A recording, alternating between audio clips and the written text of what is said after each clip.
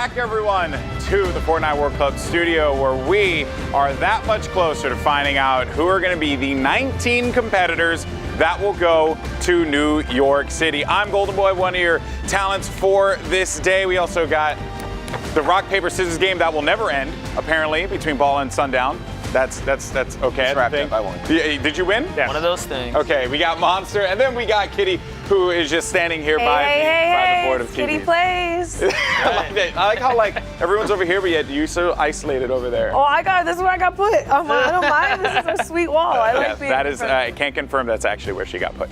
Okay, so guys, I'm sure you all are very excited for the days of festivities because we're gonna have some great games today, and just like we did yesterday, let's talk about what we're gonna be checking out here. So we're gonna have the Oceanic and Asia matches that already concluded. We know who our qualifiers are going to be from those regions. Then we will go into the Europe matches, and then in between Europe and NA East, we're actually going to jump in and check out some games from the Brazil region, and then we'll close everything out with the NA West Solos region there. So 7 p.m. Eastern time, make sure you guys are tuning in for that. Some big matches are going to be played here, and let's also break down how this whole thing works. So 16th to 25th place will take 3 points, and from there you'll get an additional 2 points, so 5 points for 6 through 15, and then an additional 2 points for places 2 through 5. If you get the victory royale, you get an aggregate total of 10 points, so 3 additional from 2 through 5. I'm sure you guys can do the math right there. Each elimination, 1 point. But here's the thing, $1 million up for grabs throughout the weekend. Crazy amounts of money that are being put up for all the regions. Amazing stuff there, and it is going to be very, very exciting. So now the money is up for grabs, but also that spot, the coveted spot to New York City for the Fortnite World Cup Final. Let's talk about our first region. We have the OCE region, and we got Sundown over here to discuss this. So Sundown, this one spot up for grabs over here, right? One single spot, and honestly, I was so excited last night. I didn't sleep. I stayed up and I watched the entirety of Oceania because it was a nail biter all the way through. There were so many good games, but it came down to the very last match. Slaya actually just inched out Goons Volks. Volks was the wire-to-wire leader from the entire start to finish. He was ahead, and in the last match, Slaya took it away, taking the qualifying spot and a $500 pay bump there. So let's take a look. You can see he's already on 10 eliminations right now, and watch this spree. As it's going down, 6 HP. 6 HP on the back of the Storm, and also as he falls there, if he didn't clip, he would have taken some fall damage and been out, but instead picks up the elim onto Billy, turns, picks up another elimination. Now he's on to 13 and puts himself, if he gets one more elimination, look at the top right-hand corner, needs to get as many placement points as well. So as he's into the top 15 there, picks up 2 more placement points, Golden Boy, but he's not done yet.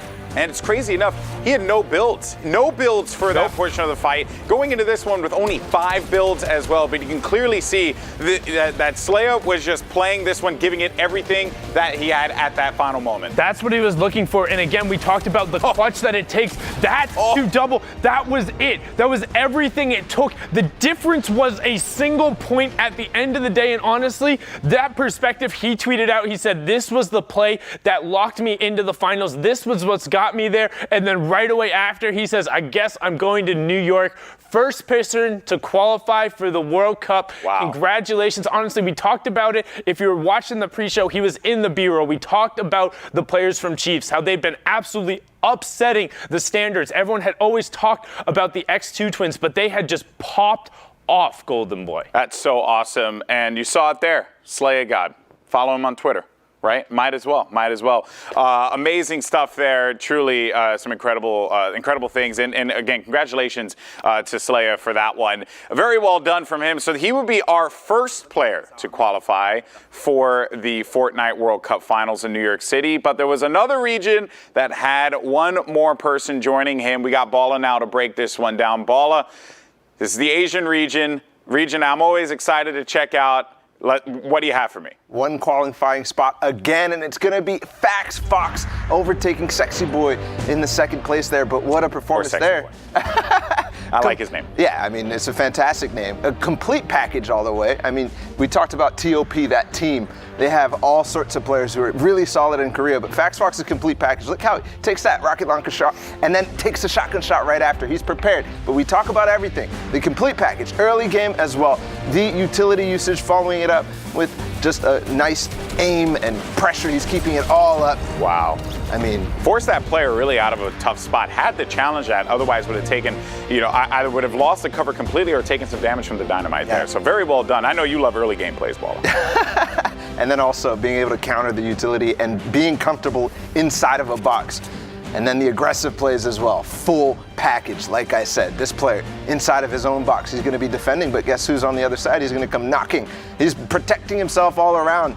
And this is what we saw Aspect yesterday in that 22 bomb drop. Oh. And FaxFox shows that he's going to bring it on the Asian server as well. So, I mean, complete package for sure. And we also have his reaction. It was a good one, too. Yeah, just even then, like seeing him completely dive into those spots were crazy. Here are the stats from this one. What is this? 44%, 56. But Look what do you want to point out, at this. 4 victory royales in his first 4 matches played. That was the first 4, and he averaged 8 elims, obviously first place. That's unbelievable going into the first. That actually put him, he only got 12 points in the rest of them, but I mean, still, like 4 matches to pop off like that, and there's a trip to New York. It's exactly. a good start. Hi, New York City. Oh, okay, FaxFox. I'll take you out for a good pizza. I know a couple good spots in New York. I don't know if you know, but I happen to live in Brooklyn, so just throwing it out there. And this is fun too, Slay, the OCE qualifier. Just a few hours later, FaxFox qualifies. He says, you're insane. And then FaxFox says, nice, Yuki aim. That's Slay's little team there, which is a team of aiming, just gods, in fact. And then Tfue, another one that we all know, he makes those YouTube videos. He says, you're nuts. FaxFox says, yeah, I'm nuts. We have in fact confirmed that he is nuts. That's awesome stuff. Well, Balla, thank you so much for that. Amazing stuff, man. And really, like, these players is just really bringing it. And I think that makes all this that much more exciting, right? We have such great talents. And now let's talk about some of the players that we need to watch out for. So in the EU side, you have Tfue, Mongrel, obviously. You also have DeBeast, Clipnote in Brazil, as well as Techno Viking and Nyx. Then you have Aspect as well. Aspect over in NAEs. This guy, absolute monster of a player. We'll see what he could do. Also, shout out to the controller player, Destroy, who's holding it down. Vivid, continuing to prove that he belongs right up there with the top dogs. Takata, who's had some stellar performances. My boy Spook, who doesn't suck. Looking forward to seeing what he can do. 13 years old, really rooting for that guy. Hopefully in the NA West region, Spook can bring the thunder, and Fright, and then Rio. But there's also some other notable people that are necessarily not on this list that I have to give a shout out, now joined here by Monster D-Face. I got to give love to my boy Ninja. I have to give love to him. He's out there. He's putting in the work. Hey, you know, he streamed his games. He was putting in that effort, and I mean, I've been casting this guy for years, so I know what he's capable of. So it's cool to see, like, Tyler still got it, so I'm pretty happy about that. When you got that competitive spirit, it doesn't go anywhere, that's for sure. Yeah. And, I mean, speaking about things that aren't going anywhere, these players, because they're in the grind right now. Yeah, that's right. We're neck deep in the EU games. We're going to start things off in just a little bit. We're going to get into the action here, and I believe we're already ready to go. So let's go, folks. Let's find out who are going to be the 8 players that will qualify for the European region in the Fortnite World Cup Finals in New York City. That's right, and the first player we're taking a look at, Crazy Spooky. I want to see if this guy's a spooky player and if he's got what it takes to make it all the way through. He's on day 2 here. There's a lot riding on the line here for the Fortnite World Cup qualifiers. Can he relieve himself of the pressure? I know that a lot of these players, I mean, I don't want to say like I understand it, because I certainly cannot fathom what they must be feeling. A huge opportunity to go and play in New York City for $30 million. Also, the money up for grabs here is no slouch indeed. Some decent money up for grabs for all of the regions. But now we have Forala. I wanted to make, hopefully I'm saying that name right, Forala. But at 2 eliminations currently, a decent kit as well. And a nice pick there on Requiem. Well done. That is going to be number 3 for Forala, which means that they're going to continue to rack up some more points. Every elimination is a point. Remember that, folks. Yeah, he's got to be careful too, right? Look at this low elevation he's in right here. And look at how hefty the player base is in the lobby. 46 players, and we're approaching these moving zones right now. Dudes are playing slow here in the European scene. I don't blame them. I do not blame them. You want to play smart. You don't want to just give up. Every game matters. You don't want to give up, dumb plays. When we always say, when I would compete in other games, we were like, don't give up any dumb eliminations, right? You just don't want to be that person. And when you're playing solo, the only person you really have is yourself to kind of motivate yourself out of those moments. Yeah. And I think that for a lot of these players, they're going to take their time. 43 players now, as a matter of fact, as Kongan did manage to pick up one, and also what it means for each region. We touched on it earlier. Oceana, Asia, they get 1 spot. Brazil gets 1 spot. Europe gets 8 spots. And North America total gets 8 spots. But of course, that's split between NA East and NA West. That's right. And whoa, little misplay right there. Shoots a grenade launcher in his own box. He does have to replace these walls here now. I think he kind of forgot whose territory he was in. He was in the enemy territory. Nice little shot right there, though. Definitely did some damage on that play. Well done. And looking around, kind of seeing the carnage. Everyone's holed up in their 1-by-1s, just trying to protect themselves. Some more eliminations. And then the baller. This is something that, European players, they'll punish. They'll shoot the baller. And if they see the cracks on the baller, they will be more inclined to shoot it. Remember, only 200 HP now for the baller. And I didn't even realize this yesterday. It does, if you shoot a explode, like a rocket launcher at it, it actually does damage to the player inside. Yes. I didn't know that. Yes, if the baller is about to break and explode damage comes in, the player inside will be affected. You'll take all the damage, so you got to be very careful. Using those weakened ballers, right? You can get punished pretty hard for that. So you're not invincible in there. And now look at all the players that are starting to fall to the storm here. This is where the scuffle starts to begin, and things get a little crazy. 26 players are going to remain, and Predict was not watching himself. You got to be very careful, because you have to protect each. Yeah, he should have predicted that, man. He should have predicted it, man. That guy. I'm sorry. I don't mean to just call it out and be so obvious, but I have to. But yes, this is where players start to fall. We're down now to 21 players, and this is the pressure. We start to get this circle moving in some more, the real estate shrinking more and more. This is where, and look at Cubx up top. It has that high ground as well. Nice for to go right there. That's going to shake things up in the high ground. Freakout's actually holding players out to the storm here as well. Things are just kind of popping off right now. Players are just washing down. There's only 18 remaining, few of which are in the ballers. And big RPG shot right here. He's going to follow up, cracks it open, but doesn't follow with that. Oh, I'm sure he would have loved to have had that rocket in that moment, but he just couldn't get the reload in on time. There's going to be one player right above. That's white damage. What does Predict attempt to do here? What is his thought process? He's going to get challenged on the side. In the box. He's going to find one. There's another one behind him. Well done there from Predict. He managed to pick up 2 that challenged him inside of the box. And now Predict is just going to slow things down. He's got to get his reloads off. He also cannot get chucked, but he's going to get taken out by Baba Bless. And now we have a scuffle up the top now. Forala is still going to be up there. Cubx, I called him out earlier. This was a guy that was holding down the high ground for a considerable amount of time. As far as the kit goes, a decent kit to try and stop any invaders. They're going to push him onto the high ground, so players need to be very mindful of that. That's right, and with the storm pressure here, he's trying to branch out just a little bit here. He has given up a lot of real estate, though. The lower he elevates here, the more risk there is for these players that are rifting in, and that's why he's looking to jump down right now. But with that, there's going to be a lot of pressure from his backside here. Someone slipped by. Okay, no one's looking to contest him, so he is in the most dominant spot at the moment. Oh, that was Forala. Gets taken out right there. We called him. Rifting down. We called Forala earlier, Monster. We thought he would be a player to make a dent in this matchup, but instead he's going to have to try again. Cubx, this is still looking very good for him. High ground doesn't necessarily dictate that you're going to win it, but it's going to give you it has to be a good feeling to know that you have control up here and that you're going to be able to hold the elevated position. Now, Cub does see the player around him. One build right there. This is a big elim for him. This is going to dictate whether or not he can stay in this game right here. He is going right through the builds, right through the boxes. There is no trap. He's poisoned, or he dodged the poison just in time, actually. Wow, and manages to take out Pilfa. Does get chunked by the storm. There's only going to be 6 players remaining. Cub does have 30 builds now to work with, but he won't be able to pick up that elimination, but that's Baba Bless, who's going to give him the shields needed. Now, we have Bruise and we have Lorik. That was a huge elimination. That put him right back in the game here. Bruises in the mid-ground, Lorix in the high. He's got no heals. He does have some stinkers, though. Stinkers are great for this situation. Honestly, you just want to get him on this man, make him go down so you can buy yourself some time to get in there. Yeah, what does he opt to do with this? 50 HP. He hears the shots. It's all going down.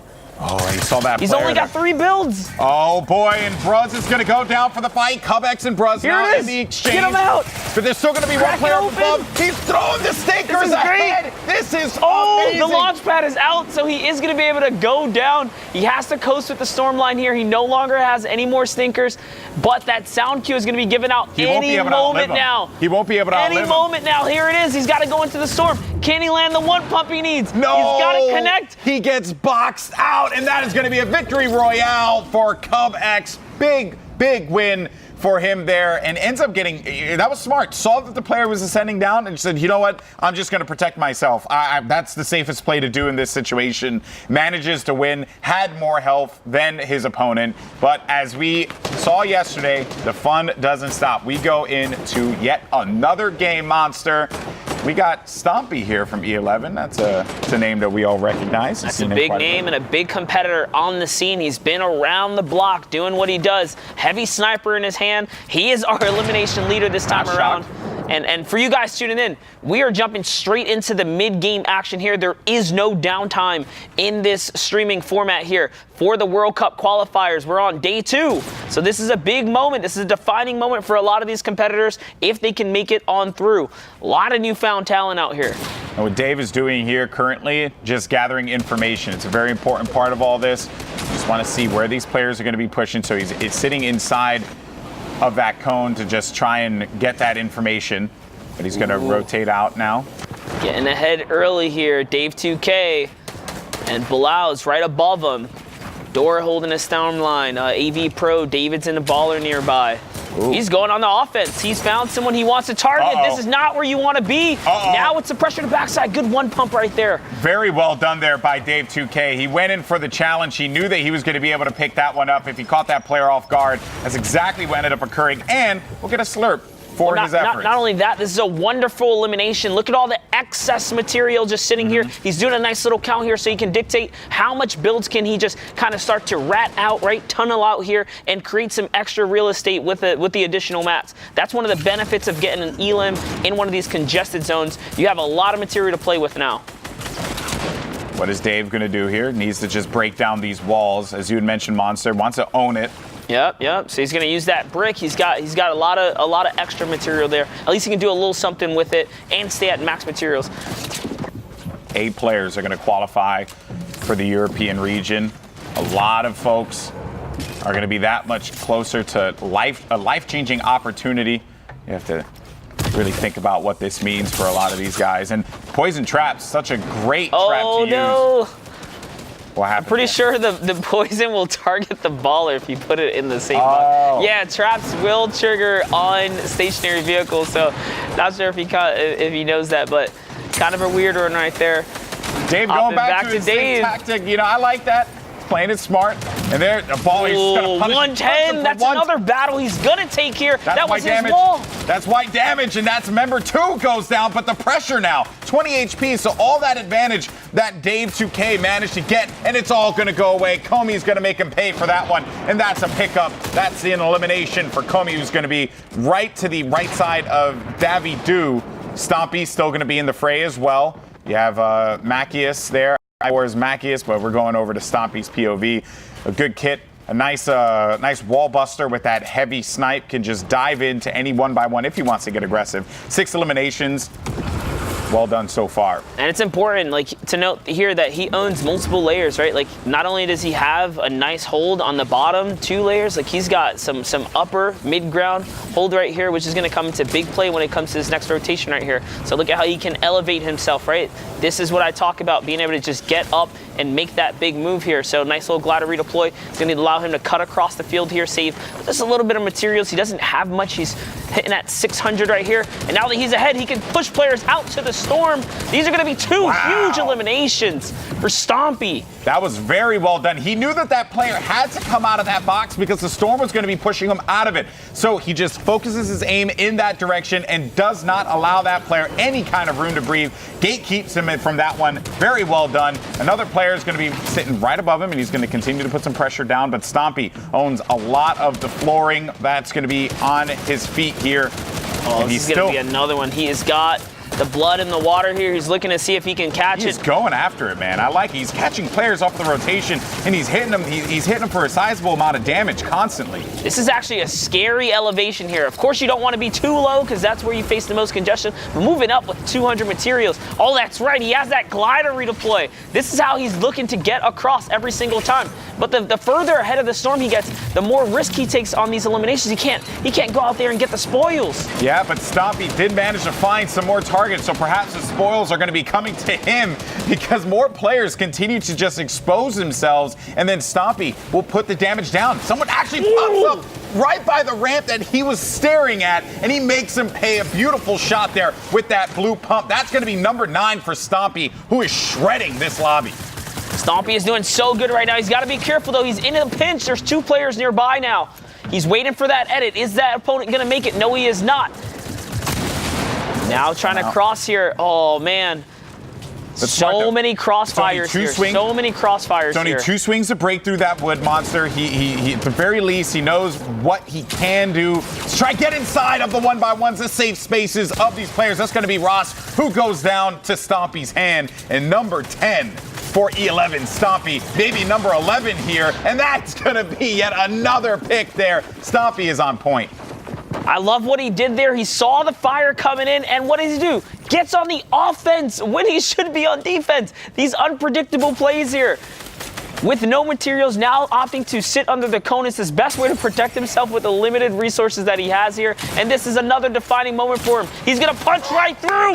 He keeps doing it here, Golden. That was such a sick play. Again, I mentioned earlier, with that heavy snipe, it is a wall buster. You just shoot once and you go right into that safe 1x1 that player thought they had. You are not protected at this point. You have to be prepared for anyone to jump in there. Now, as far as the overhead, as you see here on the left side, you got Soros with that high ground. Comey's going to be on the mid ground. And then Stompy still going to be fighting. He's just got 2 more. Stompy got 2 more. 13 eliminations right here. 13 eliminations for E11 Stompy. This guy is a beast. He's looking maybe hunting for another one. He's still hunting. He drops all the way to the ultimate low ground as well. And then you have CDP. No eliminations there, but finally will be able to pick up his first point there against Comey. He will be in the top 5, though. He's going to try and box him out. Stompy, he's getting chunked by the storm. He's got to get that kill in. Picks off Xenovi, but not able to get the win. CDP, who had no eliminations, now sitting at 2 and managed to take out our elimination leader in the lobby. But he's going to go for the fight, potentially. Soros is going to be in the mid ground. CDP is going to be right above him here. This is a 1v1. He does have stinkers. All he has to do is really flush him out. This is his game to win. He shouldn't burn them all. Yes, the storm is going to take it. It doesn't even matter because if he comes in, it's over. You walk out, it's still over. And he gets rewarded because the storm is playing a factor in this. What a play there from CDP.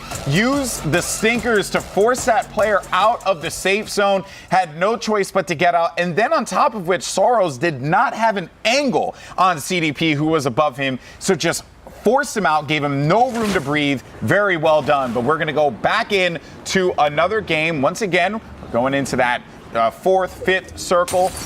Mid-game action, going right into the late game. And we may see some more familiar faces in this one.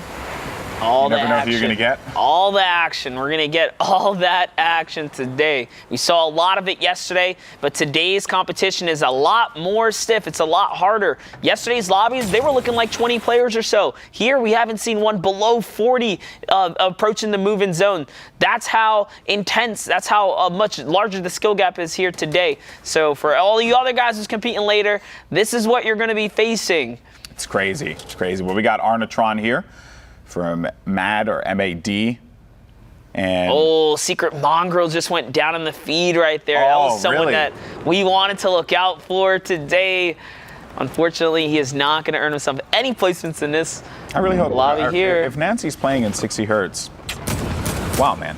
That's a pure console reference. 60 hertz. Well, yeah, but sometimes I was playing PC with 6 hertz monitor for a very long time. Ooh, Didn't know any better. there you go. Didn't know any better. You didn't know any better. Didn't know any better. Now I know. Clearly that guy knows too. Arnatron, whoa, Wow. nice shot on Nico. 231 meters from downtown. Oh, hello. Doesn't see it coming. Wow, and Norward BE caught off guard. That is going to be some more goodies for Arnatron to pick up. 2 solid eliminations there. That was, I mean, kind of shocked that players aren't looking to try and just like own all the walls around them. That's the risk you take walking into someone's territory. You let your guard down, and that wall you thought was yours at one point is now no longer yours. And that's the punishment you pay. Solari Nikov. Solari did an awesome job yesterday covering the action on the European scene for all of their players. These guys are showing up big right there. A nice little elimination for him. He's still on the hunt though. And then I like how he's just keeping the tree there, right? So that's blocking his line of sight, give him a little bit more protection and comfortability for putting pressure down here. He's going to get more information. He's going to edit cone just a look. Nikov and the Solari guys. Ago Zeke, that's another player who's been on the competitive Yep. scene for a long while. Tavosky, another player. These are good players here. This is a great stacked lobby we're on right now. Whoa, talk about shambles. That ammunition, only 3 bullets. Okay, he's got a little more than that, but his loadout is looking hurt right there. Tavosky's going to have a tough one here, as this game is solely dependent on whether or not he can find elimination and loot up right now at this point. Maybe Tavosky can get inside of a 1-by-1, try and challenge a fight. Might be against Arnatron here if he's not too careful. Tavosky, wisely enough, is going to use that cone because he doesn't own that flooring that was below him. Sees a player up above him. There's just so much going on. He doesn't make a quite decision. know where he wants to focus on Arnatron. Oh, what a shot there onto Arnatron, who had some great shots himself. And maybe Tavosky can actually use this to his advantage. If he's able to pick up another player, he can get the resources. That's the problem, though, currently. That elimination on Arnatron was great, but benefited nothing from it. Wasn't besides just getting the siphon, the shields, the HP, was not able to get anything out of this one. And because of that, Kofe will be able to get the elimination onto Nikov. Very unfortunate for him. Let's go over. Actually, Nikov picked that one up sorry. right there. Yeah, I was a little lost there. Hold, please. There's a battle for ultimate high ground right here, by the way. There's all kinds of rifts going on. Yep, Markel's like, you know what? I don't want to be up here. Nikov's very high in the sky right now as well. This is going to be a weird one, but they're playing off of the Lucky Landing ditch, so anyone is suspect to fall damage. But he's got an RPG. Yep, doesn't have any AR ammo, though. And a gray one as well. This is going to continue to try and defend himself here. Nikov, and this one's smart. Playing his back against the storm. Going to push into this fight here. He's going to take out Raxo. He is doing a great job lowering himself into enemy layers and slowly but surely canvassing each layer at a time. That's how he's going to get his way all the way down here. Markel also finds his way down and elimination to get him some heals. Look at this here. Got 1, 2, 3 ballers that are going to be out. Oh, the Vic. Oh, the Vic is very took weak. so much storm damage there. Yeah, the Vic is going to be feeling it. That's 4 ballers down low, but you have Nikov with the ultimate high ground up above. Crazy how that worked out for him. He kind of worked his way down little by little. And now he's holding the most dominant position on the map here. Markel's going to go owned. That was an RPG. Straight down below. Doing this with a gray AR. I love to see it. Hey, you know what? Every weapon can work for you in this game. And these guys' hands, it doesn't matter. If it shoots, if it does damage, they're going to make it work. It does not matter. Nikov, ultimate high ground, explicit. It's going to be in the mid. You got 3 ballers, but then as far as players that are looking good health-wise, Dangum's not in a bad spot, but that rocket actually knocks Dangum's down. You got Kofe up above. Needs to be careful there. Almost landed Kofe onto that trap. Nikov still with the high ground, continuing to shoot down more rockets, more explodes. He's going to have 5 left to work with. Lucky for him, this is now backtracking to his previous build, so he's able to have this super reinforced territory to work off of, and everyone's coming up the mountain right now. He's got 5 rockets in the chamber right here. All he's got to do is keep pressuring these players down, and this storm is going to help him out tremendously here as players are in the congested areas. No one is safe here. He has a bunch of builds. He's gonna playing run out it of so safe. Yeah, he is going to run out of those rockets eventually. So I don't know if he's going to want to save that maybe for one of those like final desperate moments, but he's continuing to get more and more coverage here. And I like that he's shooting areas around that, you know, he's just trying to He's trying to get as much collateral damage as possible with these things. Squeezing them right between those nooks and crannies, trying to get in between multiple layers here. And then, you know, look at how he did not want to go down, but Koff tries to turn this around and take that high ground. Nikov is not with it, though. Nope. He does manage to get the 2 ramps to get the block off right there. Lucky for him. Zhao's going to be in the ultimate low ground.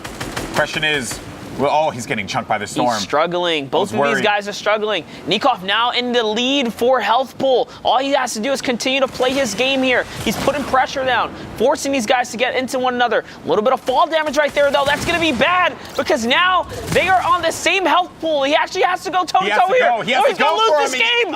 He had to go for it, but he couldn't find Kofe, who managed to hide himself at that moment. Something to spray there, bud, but it's okay. Well done there. Right at the end, Kofe manages to pick up the victory royale. Got a little too overconfident, took some fall damage going down. He did a good job of holding him off, though. He was holding so well up until that point. And a second place finish, not bad at all, but your elimination leader in this game is going to be Issa from Ghost. We got Nico once again, got Legends from Penta. So we got some familiar faces.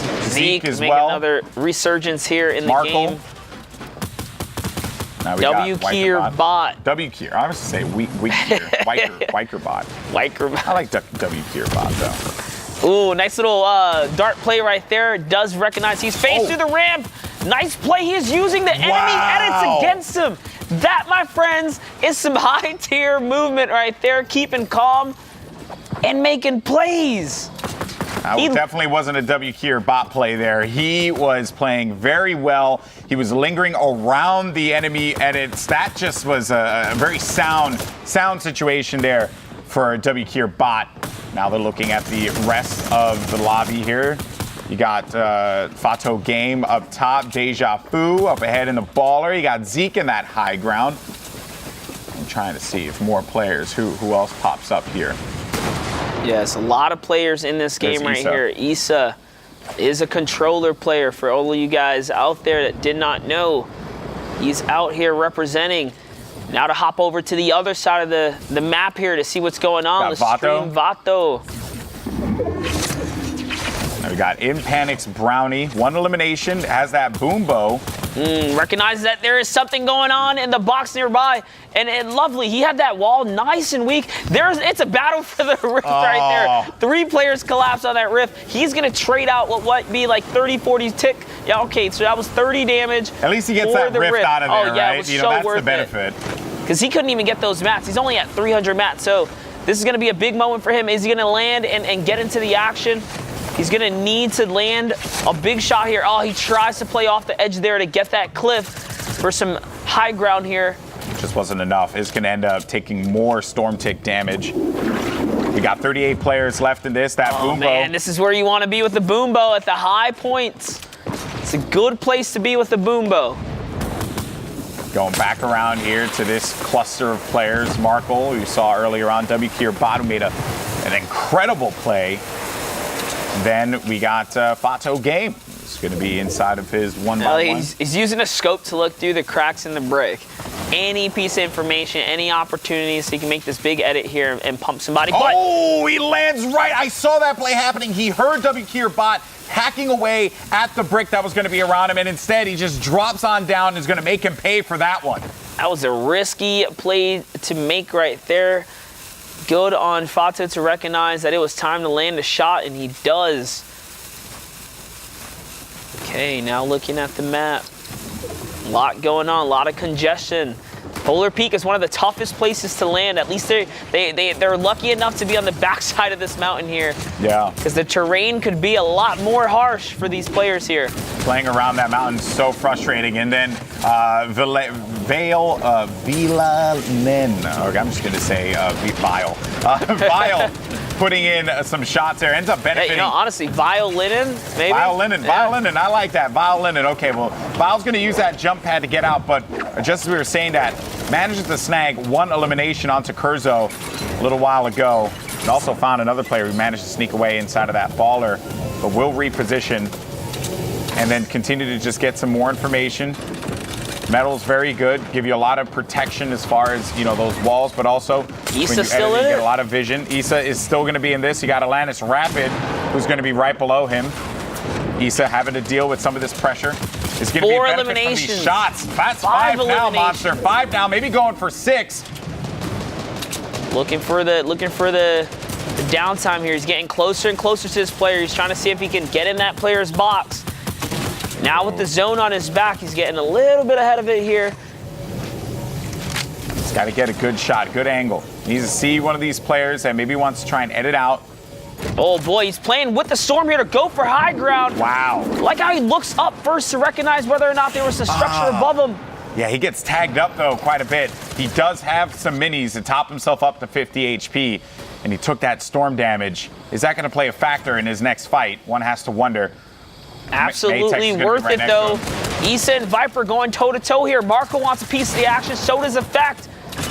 Who is going to win the exchange here? Issa's looking to get ahead. He's going to box up now. We got Violin in here on the top right of your screen. Ghost Issa's going to be over in the bottom right, and then you have the overhead on the left side. And another, Marco has to be frustrated. He hasn't had the games I'm sure he would have wanted, but Issa picks up another elim there. Very well done. Violinen's also going to benefit. That's an elimination onto Matex. Be 100-100. Another one of those launch pad plays. Trades out 10 HP for the high. Oh. He's going to step back there. Is going to trade out a big chunk, but the high ground is hit at what cost here? I like the ambition. I like the idea of going for that play, trying to force him out, but Violinen's going to drop down. It's going to end up eating some damage. Issa still manages to benefit from it. That was a risky play, but it is going to pay off for Issa. Now we have Effect, Recart, Legends, Jams, Explicit, as well as Alcana, who's going to be down low inside of the baller. But all eyes are on Issa, who has that high ground spot.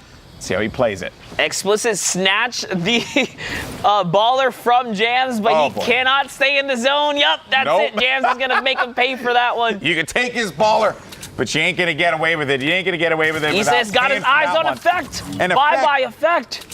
Monster, I'm shocked that Effect just did not see that or did not hear that he was on that high ground. You always have to be, assuming that someone's going to be in that spot. But it's also a nice little block right there. He saw the launch pad from earlier. He puts a little cone over it.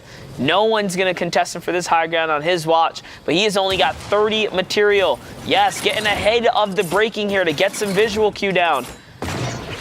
I'm sure he can hear the baller. This baller's going for the high. And this baller's also going to eat a lot of damage there. That player, Alcana, really is going to be in a world of hurt. Issa's able to punish Jams, who went up for the high ground. Now it's just going to be a 1v1. Is he going to jump for the mats, or is he going to just go for the battle? Okay, now Issa.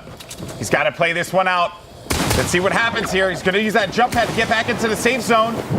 He's going to get hit for the damage. 14 HP. Mats. 14 HP for Alcana. He's able to get the elimination onto Alcana. Very well done from Issa. 10 elims as well as the victory royale. That's 10 points from 20 total. A huge game there from Ghost Issa. Huge game for Ghost Issa right there. All right, well, let's send it over to Kitty to get us in to our next few games. Hey guys, awesome performance by Issa. Oh my gosh, and we really did see how important it is. Every single elimination we saw, I believe it was Oceana, that 1 point difference is what makes it. And amazing job. And we do have a few more plays with Sundown. Sundown, what do you got for us over here? Yeah, so we're gonna check out, the theme of this one is gonna be close quarters combat and executing in that mid and end game. So at first, we're going to jump on board here with Noodle Kongan, just trying to find whatever space he can get in this close shot, trying to get on hit, but then look right away, as he's taking out the trap, immediate 180, and boom, Kitty. That was nuts.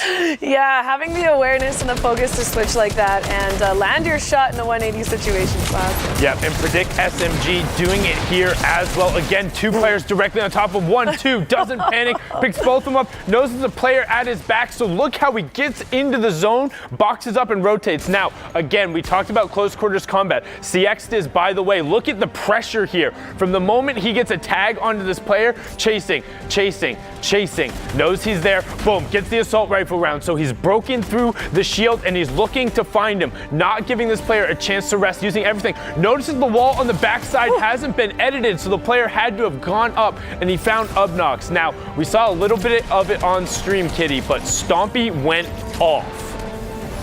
Yeah, Stompy is an amazing, amazing player. Already we see him here with 6 eliminations and 26 players remaining.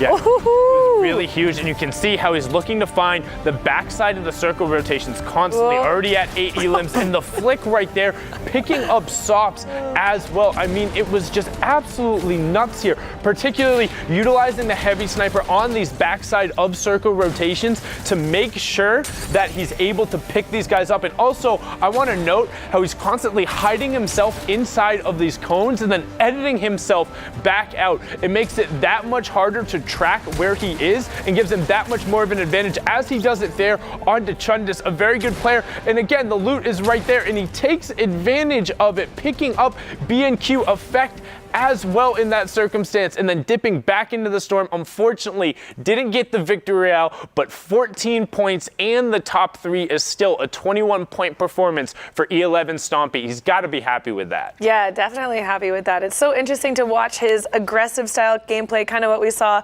with Aspect yesterday, but then also going for those more hiding positions in the cones, jumping on his prey. But we are going to get into some more games today, guys. I think we got Golden Boy and Monster over here is going to take it away. We got Mongrel. Woo! Let's get it. Mongrel in the house. I've been very much looking forward to seeing Mongrel play. I know we saw him in the elimination feed on the receiving end of getting picked off, but still, that is a, Mongrel, like when you see him, you notice it. This is a big moment for Mongrel, man. It's like a debut, right, to like his first competitive, big Fortnite event as far as like World Cup goes, right? That's the official events. That's so true, yeah. Good to see the younger competitors able to make or break here in the scene right now. I've been more impressed every single day with the players we have in this community and the youth. I'm glad that the age limit is where it is because we're seeing a lot of talented youngsters that are bringing it, man. And as an old guy, it makes me kind of reevaluate my situation, but I will say, man, very impressed. And talking to young players, Mongrel, this young man is so good, so disgusting. I think that during the Lux Cup, a lot of people were saying that Mongrel, maybe Mitro Mongrel, one of the best duos, right? Yeah, the duos. And does that correlate though to the solos? I mean, Mongrel slayed out so many times. When I tuned into his stream, this kid's he's a savage. And then Nikov is in here too, and Tyovsky as well. There's some good players here, but Mongrel's gonna go in for it, and Tyovsky was just not ready for that at all. He's just gonna boom that door, just shut it down with that heavy snipe, and then punishes him, catches him completely off guard. Mongrel does get tagged up a little bit, Monster. Mongrel, one of the best mechanical players, and one of the few mechanical players that his mechanical skill can carry him. And by mechanical, I just mean the speed and action of which he can just make his plays, right? The edits, the shots, everything. He is so on point. When he commits, he is confident every single time. Most of the time, he is just faster than his opponents and more accurate. This kid's aim is ridiculous. Now he's continuing to put some pressure down, and here and there, right? He's putting some shots down, seeing if he can benefit from it. He knows, he's like debating on the picks and chooses of the fights he can take. That's what I was gonna say. You gotta let me finish my point, Mongrel. This guy is disgusting. It's like he's looking at it. He sees, like, okay, this is weak. This is a weak wall. I could go after this player. This player's going to get pressure from the other side. Let me try and third party this fight, benefit from this. He's hitting him at all these different angles. That's right. It's another thing. Just identifying what walls are freshly built, what players are behind those walls, in a heel stance or something like that. he catches all these guys off guard. That's why he has 5 eliminations right now. But it is time to go. It's a long rotation for him to make, and many others here as he pops that rift to go. Unfortunately, it was a launch pad nearby. He didn't quite catch it. But this rift is still going to be a fantastic one because it's going to allow him to keep all of his materials as all these other players have to make this long rotation here. Sometimes you don't really get to use a community launch pad. You don't. You know, it'd be like that sometimes. You know, sad times for Mongo. Sad time. But hey, he manages to use that rift to go, which is going to give him that elevation necessary. I wonder where he's going to go coming out of that. We got Nikov, who's going to be, I think, one of the highest positions here. In fact, maybe the ultimate high ground for Nikov. At this moment, though, he needs to be careful because he get challenged, as we saw off screen just a moment. Mongrel still continuing to be down low. A lot of players just going to be surrounding him. I think I saw a boogie bomb just go through as well. And Mongrel, though, managing to just stay up despite the carnage that is unfolding around him. Oh boy, he's finding some more loot right here that's going to allow him to replenish up. So he's looking good this game. Let's see what's going on here. What decision is he going to make? Who's his next target? Who's his next victim? It's Hakotos who's going to go down there. Jetpacks takes himself out to the storm there. Don't know how he does that when he had a baller, but it happened. Right. But it happened. Hey, like I said, sometimes it really do be like that. It does be like that. Mongrel, he saw one player down low, but he also saw another player coming on the left side. So he, wisely enough, is just going to get right back into his safe spot, and he's going to push out now. And I like watching from Mongrel's POV, his decision-making. It's something. I think he owns that wall. He does. He does own the wall. I was wrong. That player, that's going to be another huge elimination for Mongrel. It was like I thought about it, and then Mongrel thought about it. He said, wait, that's mine. Boom. Hit him right there. That guy's out of the game. Back to lobby he goes. And you were talking about this in the previous game, Monster, kind of spreading out your cover, right? Spreading out like what you have and owning as much as you can, because you never know. Moments like that where you're just going to run in and someone's going to own this. And now down 2K, looking to go for the elimination here. Player, though, wisely enough, is going to defend himself, and he's going to just drop down downs. He's looking to just establish himself, slow it down, find another player, and I think he saw someone right below him. That's going to be Stormy Right, and he goes in for that fight. Stormy Right just tries to protect himself. He is going to get hit. No shields left for Stormy. Downs is going to get hit by the Storm, though. Instead, they're going to continue to chase. Then Mongrel up above on that high ground, bringing himself back to life with that campfire. Ooh, I wish he got a little further out. He's not going to get all the heals he needs, but it doesn't matter if he can get this elimination. It's going to top him off right here. Can he get this one? Oh, Cam was trying to pop a heal or something there. He's going to get owned by that one. Perfect shots, too, right overhead. Easy elim right there. It was rough, too, because that player just did not move because they were getting healed up. It was so much happened at that point in time that Mongrel just punished him for that one. And then that was Stormy Right, who ends up falling down low to Jaspe. And again, he does it again. Mongrel continuing to just shed destruction down low onto these players, and they're none the wiser to it. Mongrel continues to display why he's one of the best. It's a 1v1 right here, Golden. This is it, a 1v1 now, 9 eliminations for Mongrel. Mongrel's just going to go in for the fight. He's going to own this in 143 clean. That's number 10. That's 20 points. Mongrel with a victory royale. That is a great game for Mongrel here, who ended second in the qualifiers yesterday. So every big game like that is going to help propel this man up the standings here. Great game for Secret Mongrel. I'm shaking my head, dude. That was just disgusting. No, one of the things people don't talk about, just having high ground, you're more likely to get headshots too. Just the angle. Like, It's all ahead. But the way that he was doing it, though, right? Like, a lot of these players, he had such calm shots. They were just calm. They were not sporadic. Like, even when he was breaking through structures, he had eyes on it the whole time. Now, Wakey here. As we go into another game, once again, we're at the 4th circle in this particular server. And we're going to continue to do that throughout the day, jumping into all the different circles, all the different games at the 4th or 5th circle. Getting mid-game to late-game action on broadcast.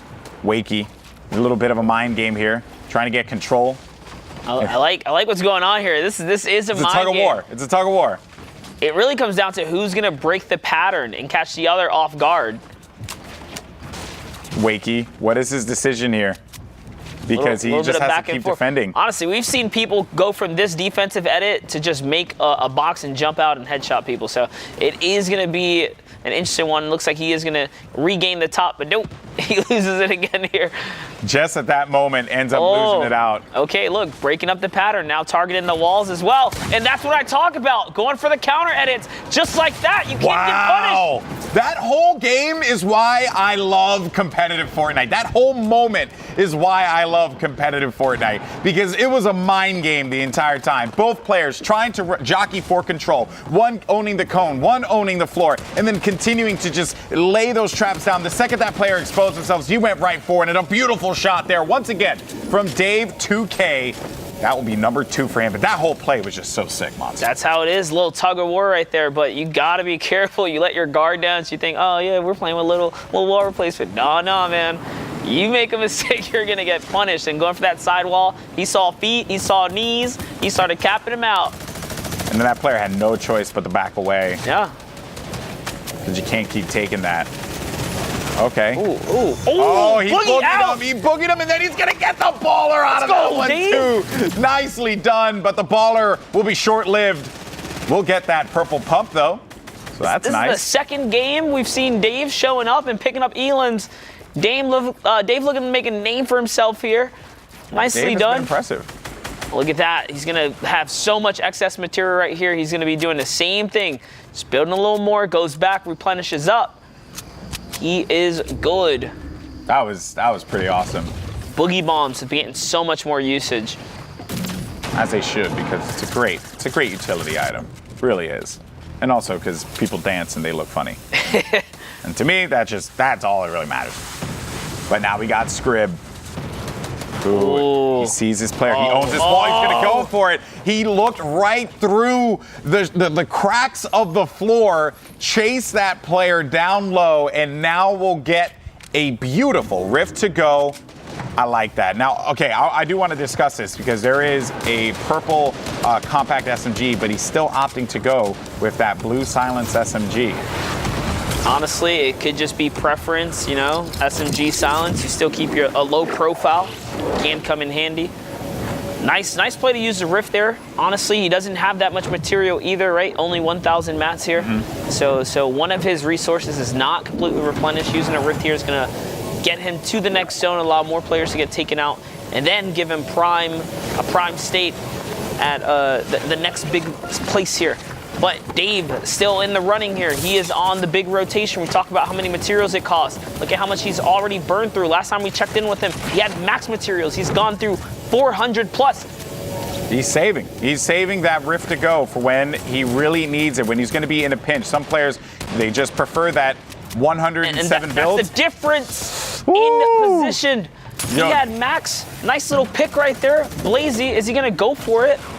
I don't know. I don't know. A little bit of time. He probably not here. Oh boy, this is when players attack. When you're distracted, this is when they attack.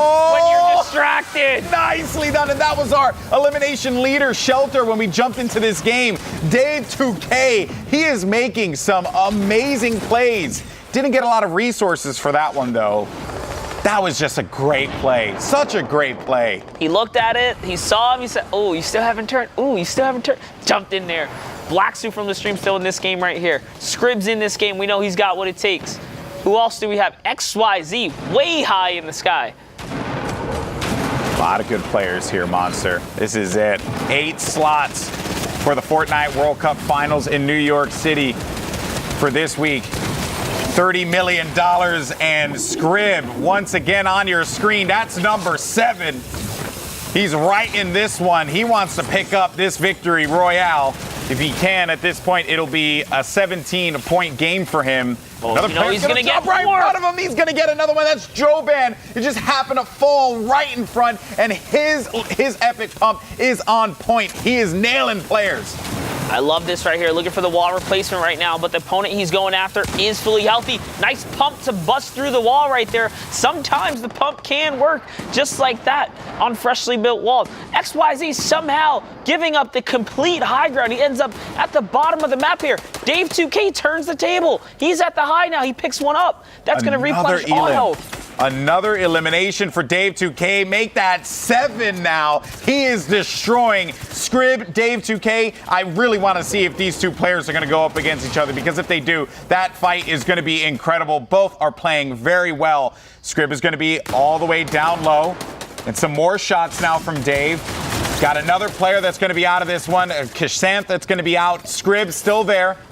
Dave is very high. He There's does Wakey. have some materials to get down just a little bit here.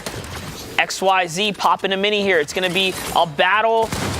It's really going to be a box battle here between Icefire and XYZ, as Dave is just chilling up above, trying to entice these players to get into each other's boxes here. So the multiple angles of pressure here from XYZ and Icefire. Dave's jumping down. Wakey XYZ does not have enough build. Icefire, though, is going to get chunked. He's going to lose all those shields. And as far as life lead goes, it's going to go to Dave 2K. Wakey looking to go in for the fight. Icefire is going to be eliminated from this one, and he's going to take the siphon for that one. And Wakey XYZ is going to get the high ground. Dave 2K is going to be in a world of hurt, but it is going to be the victory royale for Wakey XYZ. Dave 2K put on a banger of a game, but you fire dance away there, my friend. Nicely 70 limbs. done. He put the ramp overhead, threw that poison dart down, and it connected. That game was over the moment the poison dart connected. Well played. XYZ, man. I don't know how he came back from that one. He gave up his positioning, and Dave came down and made a fatal error. I'm shocked that Dave 2K gave that one up.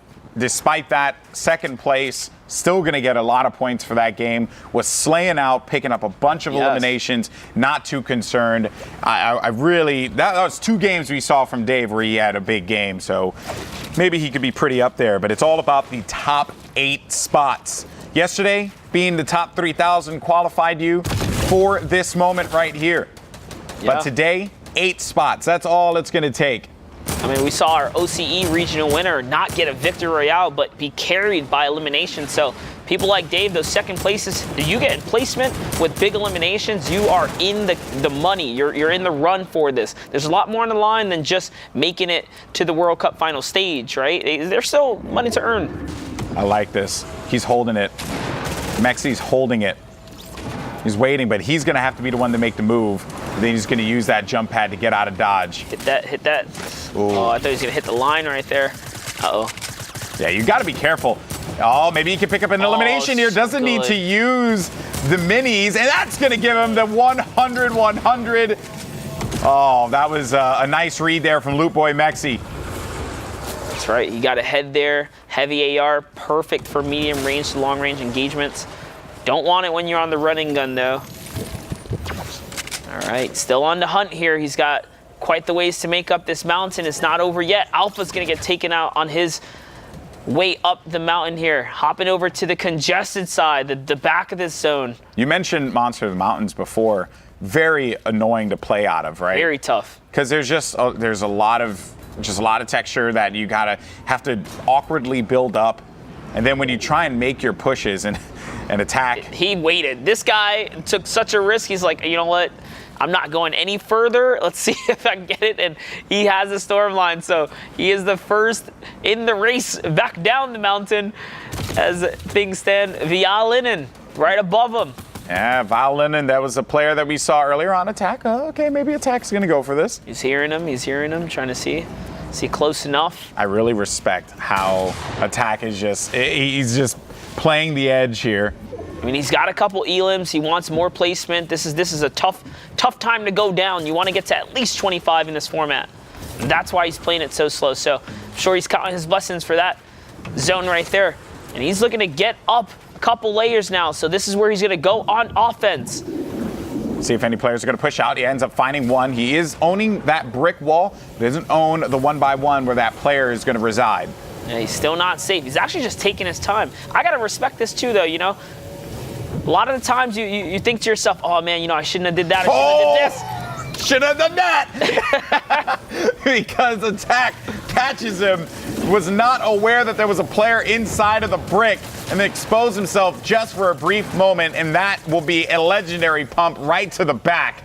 Goodbye. And Attack still going to hold this one down. The guy who likes to live life on the dangerous side, playing right next to that edge of the circle, continuing to just do a brilliant job, and it eliminates a 12-year-old kid. Rift. There it is. He just grabbed himself a rift. He's switching out. Oh, Oh, is the zone going back? That's actually going to work out really well for him now. He can take his time here, but gets picked just a little bit there, not too much. But snag the bandies out of that. So he does grab the bandages, does manage to come away with that, and can heal back up to 75. He's got 3 campfires, too. He's got so much going in his favor here. Bufu TTV at the ultimate high right now. Launch pads are ringing. Everyone's trying to get across this zone here. There's about 20 players in this lobby. Only a few ballers in play right now. And all these players are earning placement points. Look at the Boombo play from Sven Pro, representing Sigma. There's a baller right next to him. He's going to get hit. 2 HP. This is insane. 2 HP. Can he come out on top for the win here? Can he get the elimination to give him the HP necessary? That's going to bring him up to 52. You got to be careful, though, because now you're going to get chunked by the storm. Oh, did he just... I thought he ran past someone. I'm like, what's going on? Could have sworn he did, but he's going to find someone else right in front of him. That's going to be another elimination over to 100, and he's back in a fighting position. Can pop those minis, bring him up to 150, and he's going to be still in this game. How long, though? How long will he still be in this game, continuing to benefit from those eliminations? But Attack is going to pick up the elim there. The Attack has been disgusting this game. That's right. His patient play was paying off here as he ascends all the way up to the top of the grounds here. B2K no longer up there, so that means Attack has taken him out as well. Got L2 Nick, which I'm assuming L2. You know, maybe a little bit of that trigger spam, you know what I'm saying? Probably. So maybe. Got Mexi as well. Attack still with that ultimate high ground. 2 ballers are going to be in the ultimate low ground, but both are going to get ejected from those ballers. And Attack now is going to be, well, on the attack because Overrun was trying to take that high ground. He wanted to get out of there. Overrun now going to that mid ground and in the safe haven of the 1x1. You got Siwi, who's going to go up now. Maybe it's his turn to try and challenge this. You see them both on your screen. And then Attack. He's going to ward him off yet again. Hits him for 36 blue. No, he's doing a great job. Every time someone tries to pad up or make a big play, he puts 1 trap down. Then everyone thinks, oh no, can't land here anymore. That's no longer safe, which allows him to get comfortable in the high ground here. He should be able to benefit quite a bit from this campfire. Usawi with a nice little shotgun play in the mids.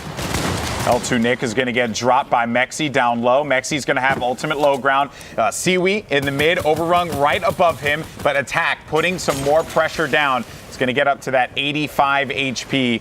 And if he gets the elimination, it'll go to 100. Overrun low on health, but has all the shields necessary. Attack actually missed. He ran out of builds. That is an unfortunate situation, but Attack's still going to be able to come out on top with that elimination. And then, just as that was going on, Siwi's going to go down low, and he's going to encounter Mexi. They're in a 1-by-1 battle right now. They're so close to one another. Are they going to be able to get the... What is going on? They're trying to pickaxe their way through the builds here. They don't own any of this. No, they do not, but Siwi's going to own the safe haven of that storm, and then it's going to be Siwi who goes out and Attack picks up the victory royale. It wasn't pretty, but it's going to do the job. 16 points for Attack. He had an interesting game, very interesting game. Played the edge of the circle, edge of the mountain. Some moments that really worked out in his favor, like when the storm went back and then went right in the opposite direction to pick up the gear. Wow. Yeah, for a while, I thought he wasn't a risk taker, but he stepped into the zone at some point and then just went on pure offense. He went from super conservative play to pure offense. Now we got Alanis Majin. Yeah, I'm a big fan. With 3 eliminations, TQ Cola is going to be sitting inside of his base here.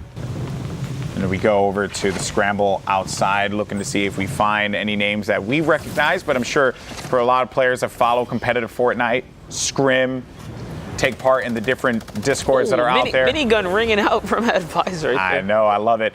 I'm sure that a lot of players recognize these names. Always let us know on social media, guys. Use that hashtag Fortnite World Cup and let us know who you're looking out for. Maybe your friend's playing in this game. We haven't quite called them out yet.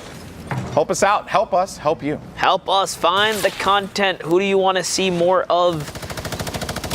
Send in the replays as well, the clips if you got them. Player drops down. Here. He just drops down right in front of him. Blue pump to the face. Wonderfully done. Oh, that's a nice upgrade right there. Ooh, legendary pump. Oh, there's a rift to go right out there. Little does he know. And Just Illegal has that jump pad. Sure, or that's what I meant. That's what I meant. Yeah, the jump pad. Oh, okay. It must have just fell right out of those. Right out of that elim, just right off the side of the build there. I actually like Cola's kit here. 2 slurps. Yep. Good items to have. But I also do like, well, I was going to say I like the heavy snipe, but that blue AR being put to good use there from Cola. Ooh, nice play right there, but looks like that timing was just a little off right as he went on offense. That player was going on offense as well. They met each other face to face with shotgun trades. So the slurp was popped here. I guess he figured it's time to get out. Useful slurp. That's right. Man, this has just been an insane day here. European side of the competition, folks. 8 players are going to qualify for the Fortnite World Cup Finals in New York City. Hunter taking out in the feed right there. Okay, I didn't catch that one. We have so much to watch here. So many angles, so many players. Yeah. A lot going on. Jaspe's getting the target here, but back to Cola. He's putting some more fire down. He's been on a very proactive stance here, taking players out of the sky. Now looking, put some prayer down from below. Oh, and then Cola, who joined in the fray, ended up getting targeted as well. I actually saw a funny video on Reddit last night. A guy was playing his World Cup matches, and he was saying, like, this was my experience. And he was over by, like, Paradise area, just getting funneled with shots all over the place. Like, no matter what they did. And Jaspe picks up the elimination. That's number 3. Good job. Or, sorry, Cola picks up the elimination onto Jaspe. But you're in that moment where you're just getting pressured from all these different angles, and you just try and hold the fort, no pun intended, honestly, as much as you can. But there are moments where you're just like, I know that I'm in deep doo-doo here. This is not the spot that I want to be in. That's right. He was just trying to get his heel off. Why you got to do him like that, man? He does get bodied on the side peak right there. Here's a nice little aerial look to give you guys an idea of who's still in this game. If there's anyone you're looking out for, anyone you're rooting for at the Fortnite World Cup Qualifiers Day 2 here. Well, I'm looking at Zephysh, who's got no, he's gone. I was like, Zephysh, that guy was it was a little bit of a prayer there was what he needed, but Krusty, 4 eliminations for Krusty. Oh, and a baller in front of him. You know, I like that he thought about pumping it, but that baller was so weak that meant that player would have been in his face. So good way to hold in the reins right there and not fire. Sometimes you get a little trigger happy. You think, okay, I'm just going to go for the shot, and then it ends up really going poorly for you. Cola once again. This heavy sniper right through the bottom floor. I love those plays, Monster, when you just challenge it, but that player does manage to sneak out of there, and he's going to go right back into this, and then he's going to still pick up the elimination on a key to win. Challenged the wrong one. Not Cola today. Is hitting his shots right now. Good time to pop the slurp juice as well and double up on the heels right here. Oh, and I was going to compliment the upgrade that he managed to pick up, but hey, that worked out very well for him. The upgrade with the purple pump, but it's going to take a sizable amount of storm damage, and that storm continuing to just get away from him. I like the pump shot right there. That was a Jeffrey one. He's out. I can't believe it. He's still going to be in this game. Player's going to be down low. If he gets the eliminations, he can get right back into this one. Oh. Nate, we jinxed you, man. Nate made him were waiting pay for that one. That is rough, but hey, credit where credit is due. I love how we both stopped and just waited, like, is he gonna get it? And then Nate was the dream crusher. That was great. That was great. Okay, Look at this storm. Elliot uses the baller, gets all the way to the top of this mountain, and now ditches the baller to go on offense here. This is his game now. And just the storm placement as well at the side of this mountain doesn't really give you a lot of room to work with. Oh, the traps! Oh, he gets through it. Perhaps those are his. And Ace another onto Ace. My gosh. Nate, he has more eliminations there than 2, I believe. I think he has like at least 3 or 4. He is popping off these flick shots through the storm. Clutching up, making edits. The trapdoor play onto APOC. Why? He's probably saying, why me? Love what he's doing here. He's looking for the crack in the floor. Good. Elliot. He's going to get that fall damage right there. But he's in the bush. Dun-dun. Oh, the bush is really good, actually. So he can take one solid shot. He can negate a pump shot, effectively negate any damage right now. Elliot's got a big upper hand here, although he's down in health just a little bit. He does have that added protection, as you mentioned, from that bush. It's going to be good for that. Now he's going to maybe go in for the fight, but Nate holding He it gets hit down. in the foot. Nope. That's it. He took one to the chest right there. Loses the bush here, ball. So he's going to lose that protection at that moment there, Monster. Now it's going to be Nate and Elliot in a 1v1. Elliot is going to have the high ground. Nate holding it as far as the mid area is concerned. Elliot goes in for the fight. Nate exchanges a shot there to Elliot, is going to do a sizable amount of damage, but Nate is going to feel the brunt of that as well. No time to be able to pop a mini. They might just have to go for this one. They do get the 25, but can they get the 50? Can both of them benefit? Actually, Elliot not able to use the big pot. That would be huge if he was able to get it off, but that life lead is going to be for Nate soundly. Let's put him in the lead. He's still got it. He's still got it. Elliot's just trying to get these blockouts right here. Oh, and he went down, but Nate was waiting for him. What a game out of Nate. Good job. A victory royale for Nate and his efforts. That is going to do it. Good job on the EU side. Let's head on over to Kitty Plays over in the studio. Hey, yes, we're seeing some amazing EU gameplay coming out today. Lots of mountain climbing games where we're having to see these players push up the hill into the fights at the end zones. But we do have Sundown with a few more highlights of what we missed out on. Sundown, what do you got for us? Thank you so much, Kitty. So we're going to take a look and highlight some of the better players and some guys you might not have known. So Mongrel, we saw him absolutely pop off. So one of the keys here was he's able to get the early AR shots and then find that player trying to punish the backside of the circle rotation and then punishing him. And now look how aggressively he rotates through this entire endgame, managing the whole middle tarp so effectively, finding players nonstop, knowing when he owns a wall and when he doesn't, and this leads him into taking away the high ground, and then it's fish in a barrel, but almost easier, Kitty. Just like, look at these. You can't miss. Like, these are honestly just on a silver platter for him, able to take this one home, and I mean, a 10 Elim victory royale. I mean, this player didn't stand a chance. Longo showing why he is one of the absolute best of the best in the game and one of the favorites to get one of those top 8 qualifying spots. Don't forget, that's what it's all about. But someone you might not have heard of before, Dave 2K. I know I hadn't heard of him, but these plays here were very, very, very good. Making sure he got the close quarters one here, and then finding the gap, seeing the baller, and realizing he has the boogie bomb, and getting the punish down. Being able to execute on that was so huge, and then this ultimately leads him into being able to keep running the mid-ground tarp and take the high ground. Yeah, excellent job by Dave 2K. Not a very good feeling when you've secured that baller. You think you're going to make it into late game and then it gets stolen from you. But here he is just preying on his opponent.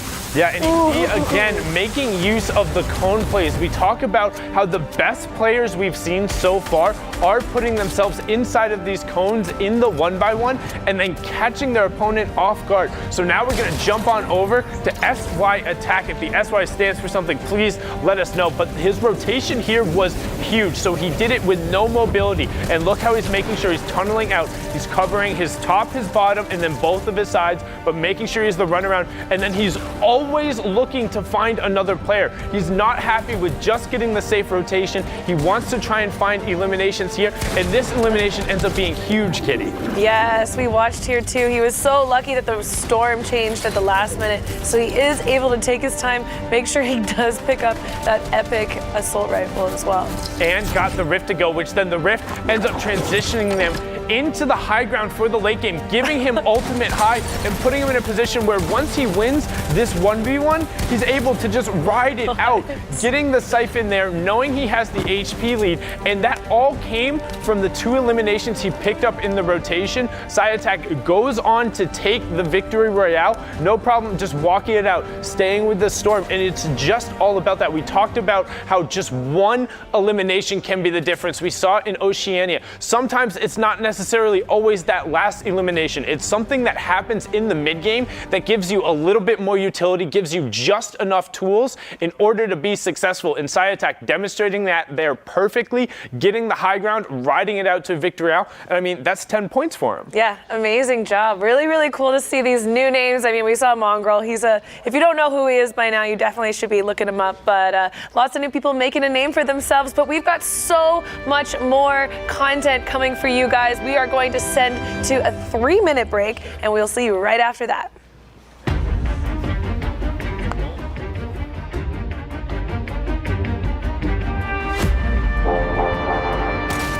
Jump on and drop in.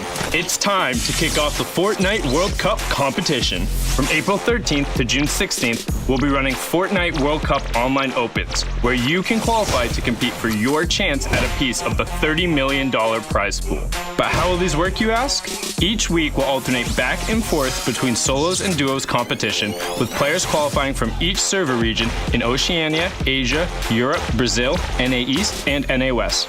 To find specifics for your server region, go to Fortnite.com/World Cup. To play in the online opens, you'll need to compete in the new Arena mode, an always-on form of competition where players can rank up tiers and leagues. It all starts in the Open League, and when players earn 125 points, they'll advance into Contenders League. After that, you'll need to build your way up to 300 points to unlock Champion League, where the Saturday Online Open players will be chosen. Then, we'll take the top 3,000 solo players or 1,500 duos from that Saturday's semifinals and advance them to the Sunday finals. Each Sunday, 20 players will rise to the top and qualify to join us in New York for the Fortnite World Cup Finals. Buckle up, because we're officially on the road to the Fortnite World Cup Finals.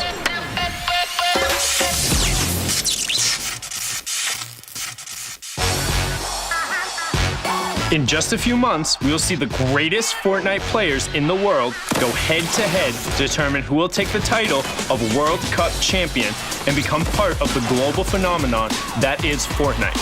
Hundreds of players will compete on stage in New York City for their chance at Ultimate Battle Royale glory and their piece of $30 million. But let's look back at how we got here. The competition was hot at our first major live event at PAX West, where we held the Summer Skirmish finale. This open format pitted over 900 players against each other, and Morgassi was able to rise out of the masses and take home nearly $250,000. A life-changing amount of money. Fall Skirmish came next, where 500 players competed not only in Battle Royale competitions, but build-offs, challenges, bake-offs, and cosplay competitions to win prizes and valued club points. This all came to an insane conclusion at TwitchCon, where Tfue and Cloakzy were able to fend off the competition and win it all. It's Tfue and Cloakzy!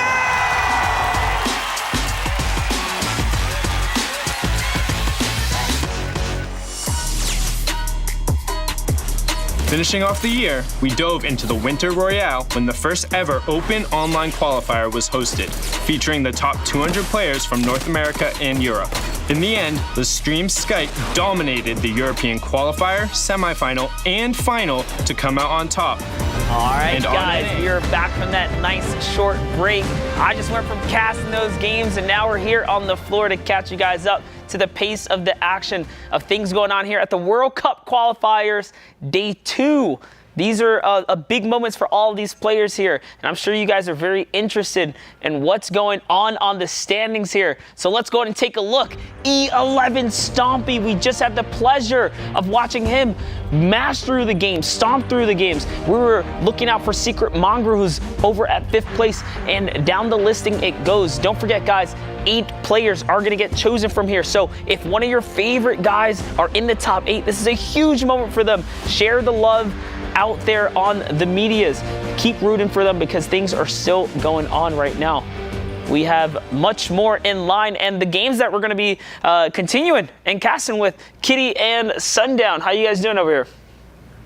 Doing absolutely fantastically. We're going to take you through to the end of Europe. So by the time we're done, Kitty, we'll have 8 players qualified for that Fortnite World Cup final in New York City. I'm so excited. I love my European fans and family. You guys are absolutely amazing, and I think we're going to see some really epic gameplay at the final moments of this bracket. Yeah, particularly because you saw right around how that, I think it was 4 to 8 range, were separated by only about 3 or 4 points. You have Team Quesos Prisionero in there, Mongrel in that mix as well. So many players just trying to get in. It's all about the top 8 today. I mean, this whole action is going to get intense. Well, even though these guys are separated by a few points, we've seen players putting up 20-point games, 10 eliminations, plus that victory royale. Like, this can still go anyway, and I can't wait to cast it. No, it really could go anyway, but don't forget, again, this is the absolute best of the best. We're jumped on in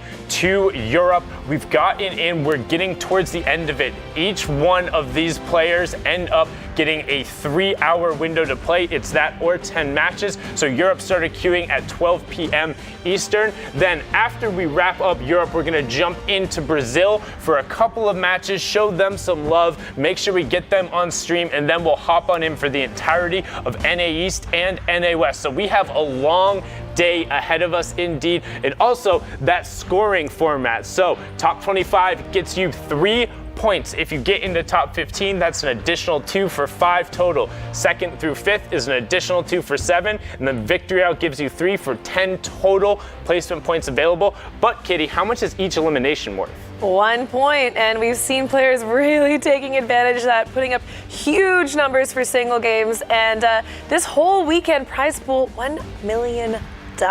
Yeah, so not just the qualification spots up for grabs, but if you're playing, you can check it out as well. Maybe you ended up getting into that top 500 or top 2,000, whatever it is, depending on your region, you might get a chunk of that change. But we've so far already qualified 2 players. We saw Chiefs Slaya in tops. FaxFox take it home in incredible fashions. FaxFox 4 straight victory rounds, and then Slaya, like, that last clutch ending? I know, and these guys are beating so many other players for that 1 spot for their regions. Absolutely excellently done, and I'm ready to get into these games now. So yeah, me too. Let's get on in. Like we said, 8 spots up for grabs in Europe, and it's all going to come down to this as we're into the final queues, the final moments. Now, if you guys are just joining us, first of all, welcome. Thank you so much for being here. This is the finals of the first week of the Fortnite World Cup Online Open qualifiers. Now you can see here we have the stream's Vato on there, but this is the top 3,000 players from each region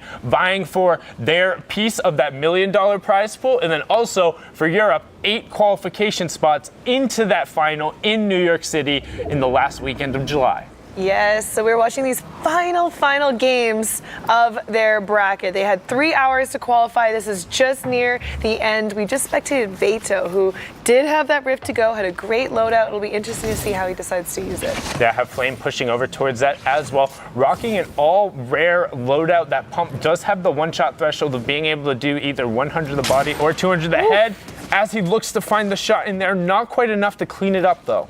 Yeah, no, we did see that player on the other side of the wall with a heavy sniper, and he's taking advantage of him being focused on the other players rotating into the zone and making a push.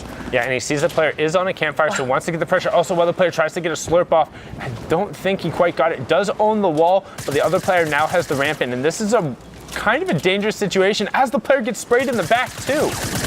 Yeah, he needs to get that final mark on him. Otherwise, he's going to have his elimination stolen. He does get it and gets the siphon. So now he's sitting at 18 shield. Maybe he'll be able to pick up some more shield on the player. Doesn't look like it, but another rift for him. Yeah, should be able to grab that second rift. Also has the med kit and a heavy snipe there. So going to have some loadout changes. Mongrel in the match, but also incredibly low on effective HP. Now, I know we reviewed the format. Take a look in the top right-hand corner. 38 players remaining, so still 13 need to go down before we hit the first placement mark. Jumping on board with Warren. And this is a stacked lobby. Warren's in here. I saw Paffy, Stompy's in here, like MCES, Orc H. Like, there's so many amazing players in here, and all of them are really high up on that leaderboard. Yes, they are. And we're also looking at a bit of a mountain push, too, going high up the mountain. So we've got Warren, who's already secured that high ground spot. We got some players on the low ground, and now in the next 2 seconds, we'll see where the next zone decides to go. Are they going up? And yes, they're going up and they're going over. Warren right away looking to make a new positioning change to get himself in the right spot to make that play. Yeah, brilliant observation there. He is on the far side of the rotation, but that's so far. If you look in the bottom right-hand corner, you can see there's only about 10 more seconds until that rotation is forced out. Vorin is on the closest side of it. What we mean by that is you can see how that blue circle there, that is the storm zone. Anything outside of that will tick you and do damage. That white circle is where that new safe zone will be. So that means, Kitty, everyone's got to move. Everyone's got to move, and right away you see Mongrel, who looks like he's managed to get a little bit of extra health that could have been from an elimination in that siphon. He's making a play for it. No shield though, so any tags on him right now might take him down. Yep, just as Vorin is able to tag Ref's guard, the player for VIR able to not quite rotate through there, but somebody else is trying to drop in, try and be a Lukov, and we talk about how that can be dangerous. Everyone heading in there. Will Vorin be able to clean it up? And it doesn't know. It was his Elam as it went out. Wham also picked up another player, so getting closer to that top 25. Prisionero also in the lobby as well. A player who probably doesn't get as much highlight and as much attention as he deserves. Consistently on the top. One of the Spanish players, Team Queso, absolutely stacked. And this lobby is stacked. We have about 5 of the top 10 in here. Yeah, this is insane. All of these guys wanting any extra elimination point, any extra placement point to put them up on that leaderboard. Only 8 are going through. Particularly, too, any elimination against one of those other players is that much more valuable. It's one less game from... Oh, as Mongrel goes down outside of the top 25. That is huge from Nolan there. That is a massive elimination and has such big implications for Mongrel. That's such an inefficient game from him. Only able to pick up a couple of elims as now Nolan is getting that backside of the circle rotation with just the uncommon tag, and he says, hey, if you're dropping down, I'm taking you all with me. Kick Palazzo, solo your airwalks back to lobby as Nolan takes down 3 players right there, and DRGH, another top 10 player in this lobby, battling for high ground. This is absurd. Yeah, this is an absolutely stacked lobby. All of these players very familiar with these types of modes. They are ready and here to play. We see DRG. He's got that ultimate high ground right now, already sitting on 2 eliminations, and he's got access to that RPG. We just saw how powerful it is with Nolan taking out 2 players with him in that engagement. He also has 10 bandages, so if he can hold high ground as we get into these later circles, that's going to be incredibly effective for the late game full close situations. As now, with the eliminations, we're inside of top 15, so 5-point placement points for everyone left in the match as DRG picks up another player to get us inside the top 10. He's holding down ultimate high pretty effectively. You have Orc H on the low ground, and then a whole bunch of players on the mid ground tarp as DRG gets another elimination on the burn. And right away, you see the zone. It's going back the way they came. He knows that. He makes sure to just carpet right over to where he's already built this high ground. He's not going to have to expend any resources, and he's going to be able to get lots of clean shots on his opponent. And Vato has been absolutely popping off. We talked about all the players on the mid ground tarp. If you're looking to really get high volume eliminations, that's where they happen. That's where the scuffles are. It's a lot more risky, but you can be high end. The return on investment back over. is huge, and it's going back over where DRG's builds are. He's in such control as he begins to rain shots down. DRG in the top right. You have Hood Ivesy in the bottom right hand corner on the low ground. Crimmy Kevin, if you look on the left hand side of your screen, in the mid tarp. But Vato coming down from above is so low. He's got to be careful. I don't know how Prisionero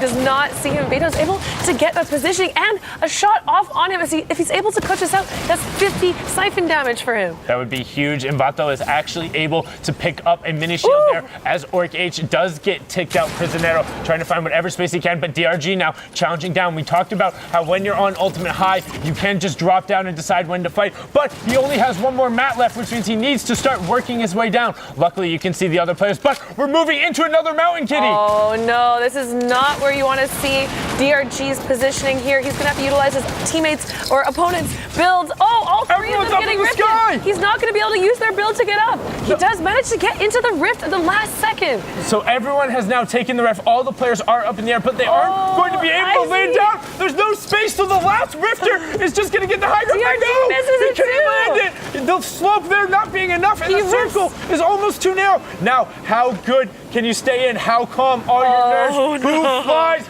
the straightest? Hood Icy, can he find the side? Will he have to dive down? First player lands. Is he going to be able to find it? It's Crimmy Kevin getting the first landing. They're trading up.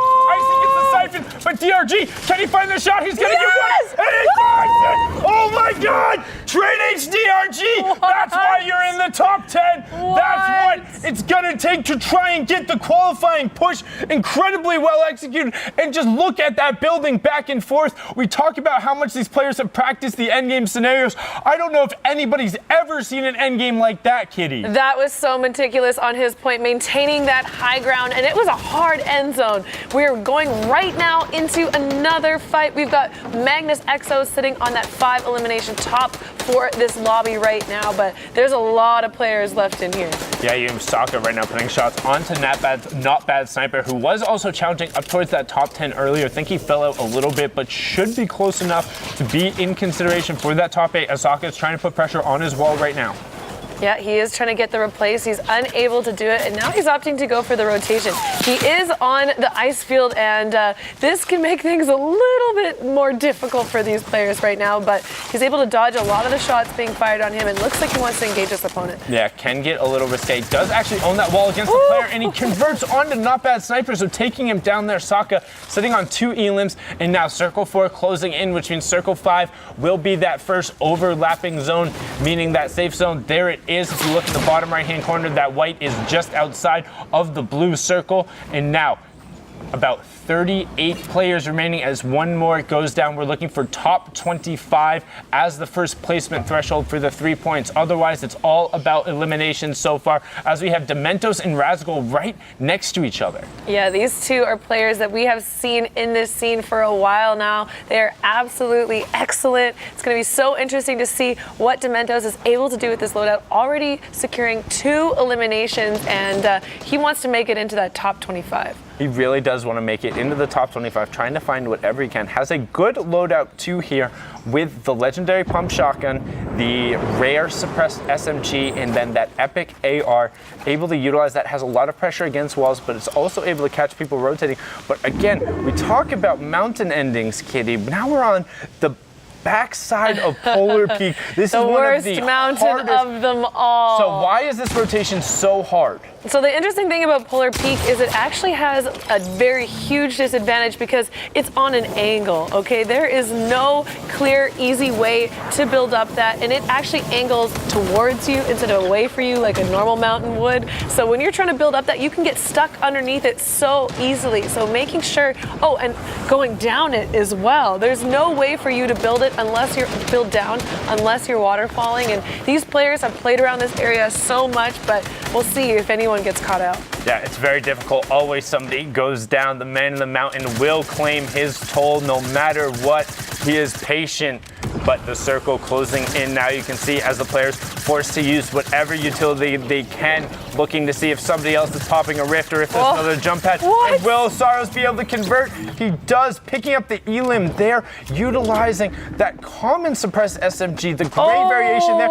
And now Mag Venom being that little loot goblin, he's saying, all right, you want to go into the firing corridor? Yeah, I am actually so surprised he's able to get that SMG elimination off, but he looks like he wants to repeat it again on the loot goblin, but unable to secure anything, doesn't pick up that loot, but he doesn't need it. Look at this loadout right now. But look at the rotation. The loadout is great, but the rotation, we're going back where we just came from. So all those people who used the Riftigos, who used the launch pad and didn't build up, they might be kicking themselves a little bit now, because now you have to use all those materials to go back down. Yeah, we talked earlier, you're gonna need to waterfall down this hill if you don't have access to that baller or the jump pad. Ooh, someone dropping down on Joyberry and getting that. Oh, okay. Okay, Joyberry, a player we've seen before. One of the Danish boys getting great shots coming out there, was trying to find. This is what we're talking about. He has to be so careful waterfalling down because Beehive is directly above him looking for it as well. Wants to try and get the knock. Beehive is following the waterfall down, and this is one of the huge advantages coming out from the ballers, just being able to drop off the side and say, nah, I'm good. Yeah, this is exactly what we were talking about. I'm so glad we have an example of it in this lobby right now. A lot of players going down, a few using the community jump pad, but... Yeah, trying to use that community jump pad, but Beehive goes down just outside the top 25. Jersey picking up 2 clutch eliminations there. That's going to be a 5-point swing for him, as Mag Venom also then picks up 2, so putting himself a nice 5 points clear as Presker and Felix, hi, smiley face, goes down there, but also a lot of ballers there onto that low ground. That's the most most we've seen in some of the matches. Generally, EU doesn't tolerate the late rotations, but they've been too busy trying to get up and down Polar Peak to really deal with them effectively. Yeah, this is one of the most difficult zones to navigate right now. Meg Venom taking pure control of that high ground right now, and no one is disciplining him for it. Yeah, no one is disciplining him, and also the lack of an RPG here. So one interesting mechanic against the ballers, if an RPG or explode is going to do enough damage to it, you will get the splash damage through. So all of these low health ballers, there we go. As the explodes end up coming down, these low health ballers are trying to get away from those grenades. They have a little bit more advantage because they're harder to direct hit, but you have not on Heat though.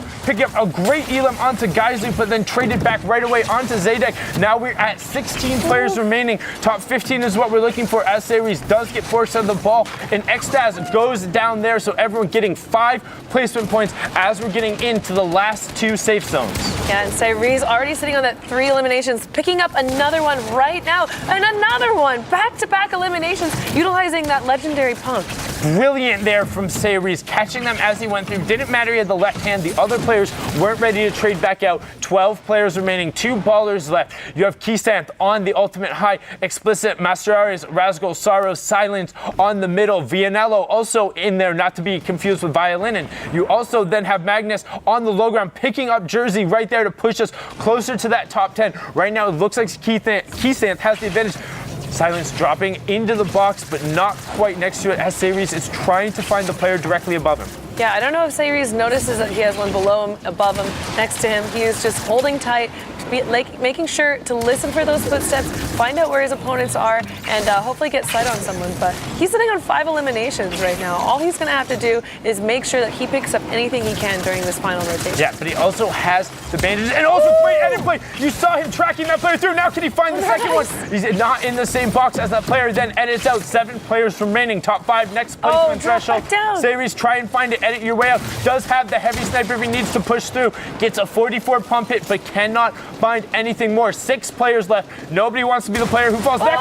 Right as we say that. No, but Kisanth picks up Mistorius right before Sayres gets Explicit, but then Sirens trades him out. So now Kisanth, ultimate high, Sorrows and Silence on the low ground, but we do have that Skady and Ice into play. Kisanth working his way down. Right now you have Sorrows on the mid tarp. Kisanth is in your top right. Sorrows in the bottom right. Wide angle on your left side as Sorrows and Silence are fighting each other, getting the pressure while Kisanth is just raining down shots. Silence trying to skate around and be like, hey, don't shoot me, I'm fine, I'm good, I'm a friendly one. Trying to get up, and then using the footlock to get above. Doesn't quite convert on it right now as you have Kisanth picking up Sorrows right away afterwards.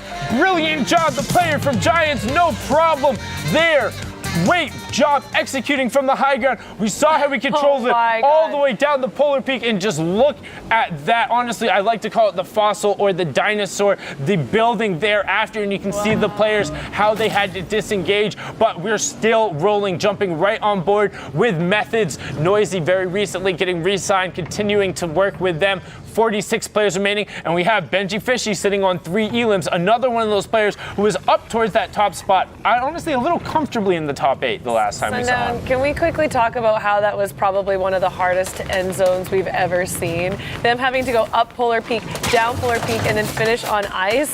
Like, insane gameplay from coming out from everyone there. But now we're watching Noisy. He does leave his baller, protects it, makes sure that it does not roll down the hill, and trying to get this clear. Ooh, headshot onto his opponent. Trax, Goodbye, Brett. Trax. You okay there, bud? That was some real hard gargoyling. And what we mean by that, I mean, you guys have seen gargoyle structures on the side of those old-timey castles. You know exactly what I'm talking about. But when you hang out the outside a little bit too long, these players are way too good. But you talked about that last game, how that zone was incredibly ridiculous. How about this one, Kitty? Look at where we're located. Yeah, I actually really love these volcano finishes. I think they're really fun. This area with all these geysers mixes it up a little bit, provides some interesting rotation for these players, but they're just perched on the edge here. Yeah, I think they're incredibly fun up until the circle is too narrow to where you're forced over the geyser and the players aren't realizing it because generally they have tarped out there. So all of a sudden, everything that happened before just doesn't matter anymore. So everyone gets reset. So it's kind of like a quick little, like Yahtzee, you throw everything up in the air, see what you got, roll them all over again if you didn't like it. As Noisy picks up Sista right there. Unable to figure out where these shots are coming for right now, and he's just landing everything on his opponents. Isn't able to pick up the elimination on him, but he's doing great. He's got that rift in his inventory, 7 rockets, a jump pad. This is exactly the loadout you want to see moving into these final zones. Yeah, 3 spike traps as well, and he was also already in the next safe zone. So the rest of the lobby who's on that other side is going to need to rotate back over him, as you have Destiny's Jesus hanging out in here as well. A few players coming up from inside the volcano, making their play now, utilizing that air that thrusts you up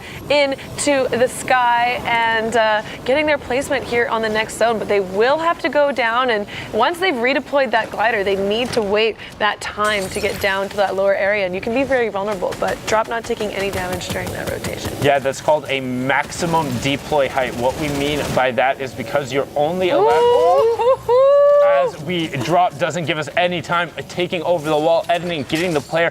What we mean by that is you're only allowed to dive so far down, and it's dependent on what form of mobility you're using, whether it's jumping from the bus, whether it's redeploy, or whether it is a launch pad. Each one of them has a slightly different rift to go, also dependent on how close the ground is. But eventually you're stuck there gliding, and you will get punished, as these players don't give you a second to breathe. No, not a single second. As soon as he notices his wall's been replaced, he is shotgun to the face, and back to the lobby for him. Good luck next time. We've got 39 players remaining right now in here. We need them down to 25 to have access to those placement points if they don't want this game to be a waste.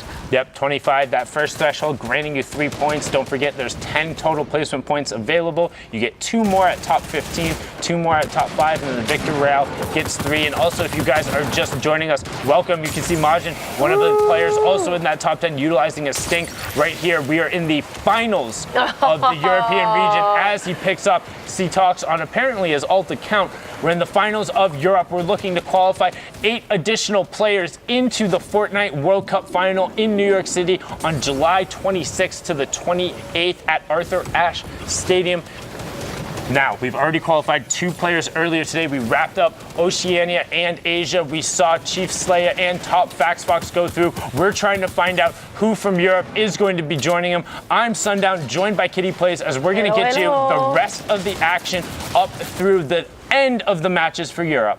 Yes, we've got an extremely stacked lobby right now. We are just heading into the end of this. Top 8 people are going to have a spot in that world event. These guys are playing for a huge prize pool. If you qualify today, you are guaranteed that $75,000. Yes, you will be in that prize pool. You also get a little bit for qualifying as well.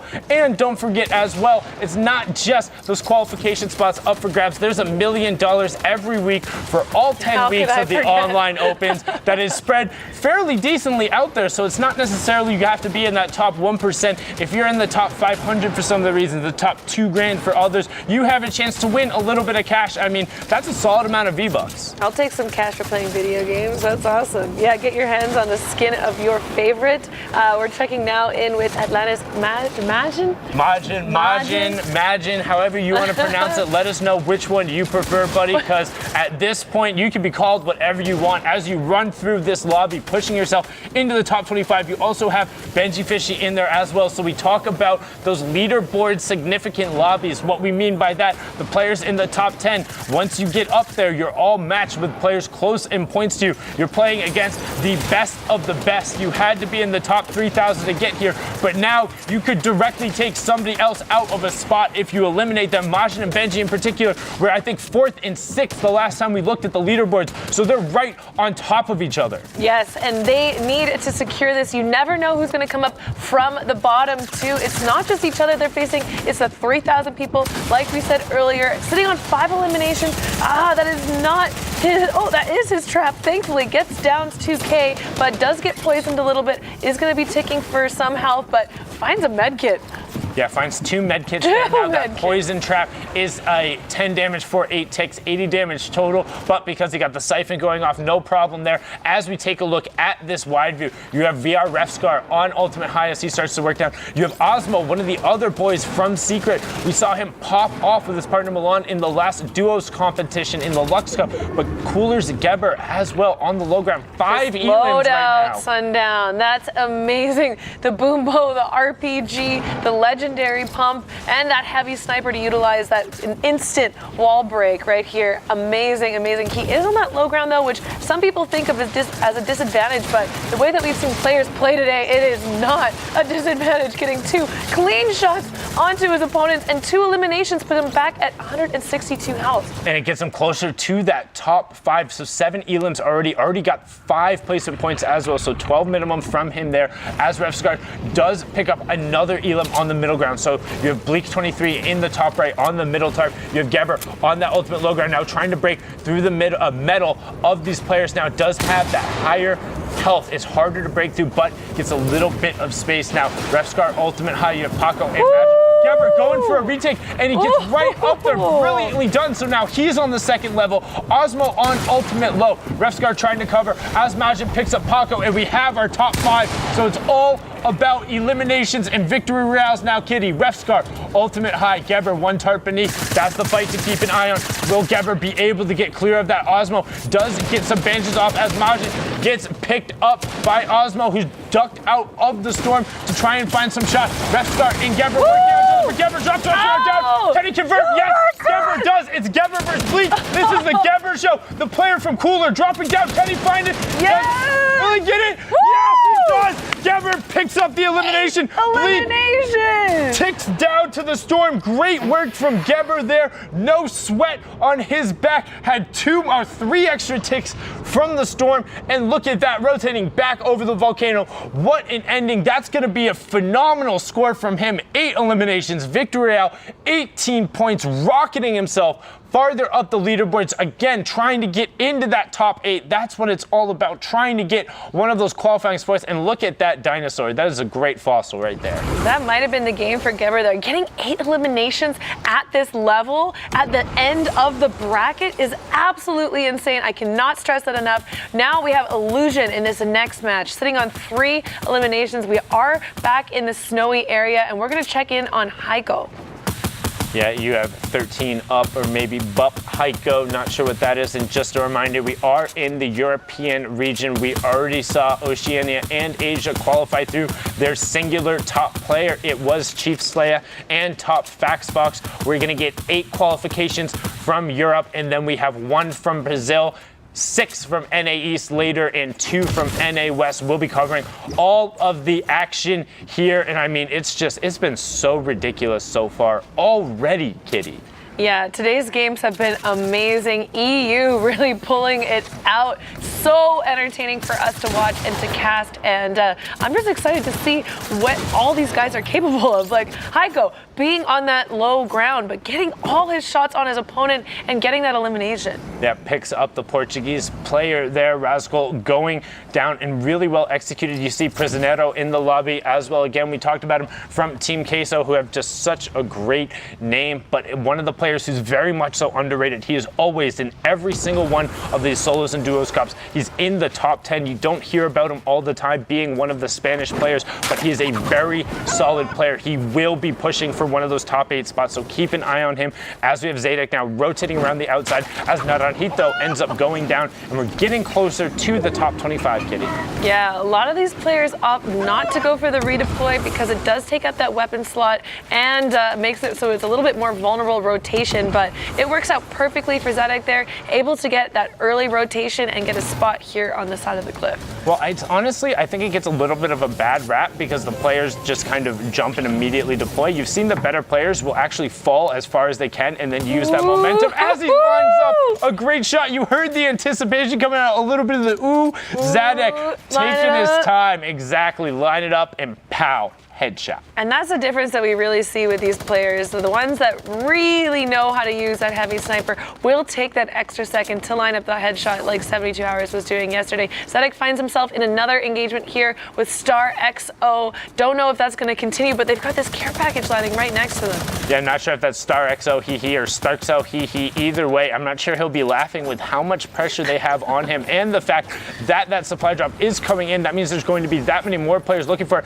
as somebody Lobi's trying to press from the backside, but he knows that Heiko's there, and Heiko is actually forced into the storm a little bit. Heiko trying to get ownership of that backside storm box, but he's aware of it, challenging, and he picks it up. Starkzo goes back to lobby and loses out on all of that goody supply drop loot. So many shields. Wow, he is in a great positioning now. Heiko and Zedek up on this hill. 4 need to be eliminated before these players get that placement points.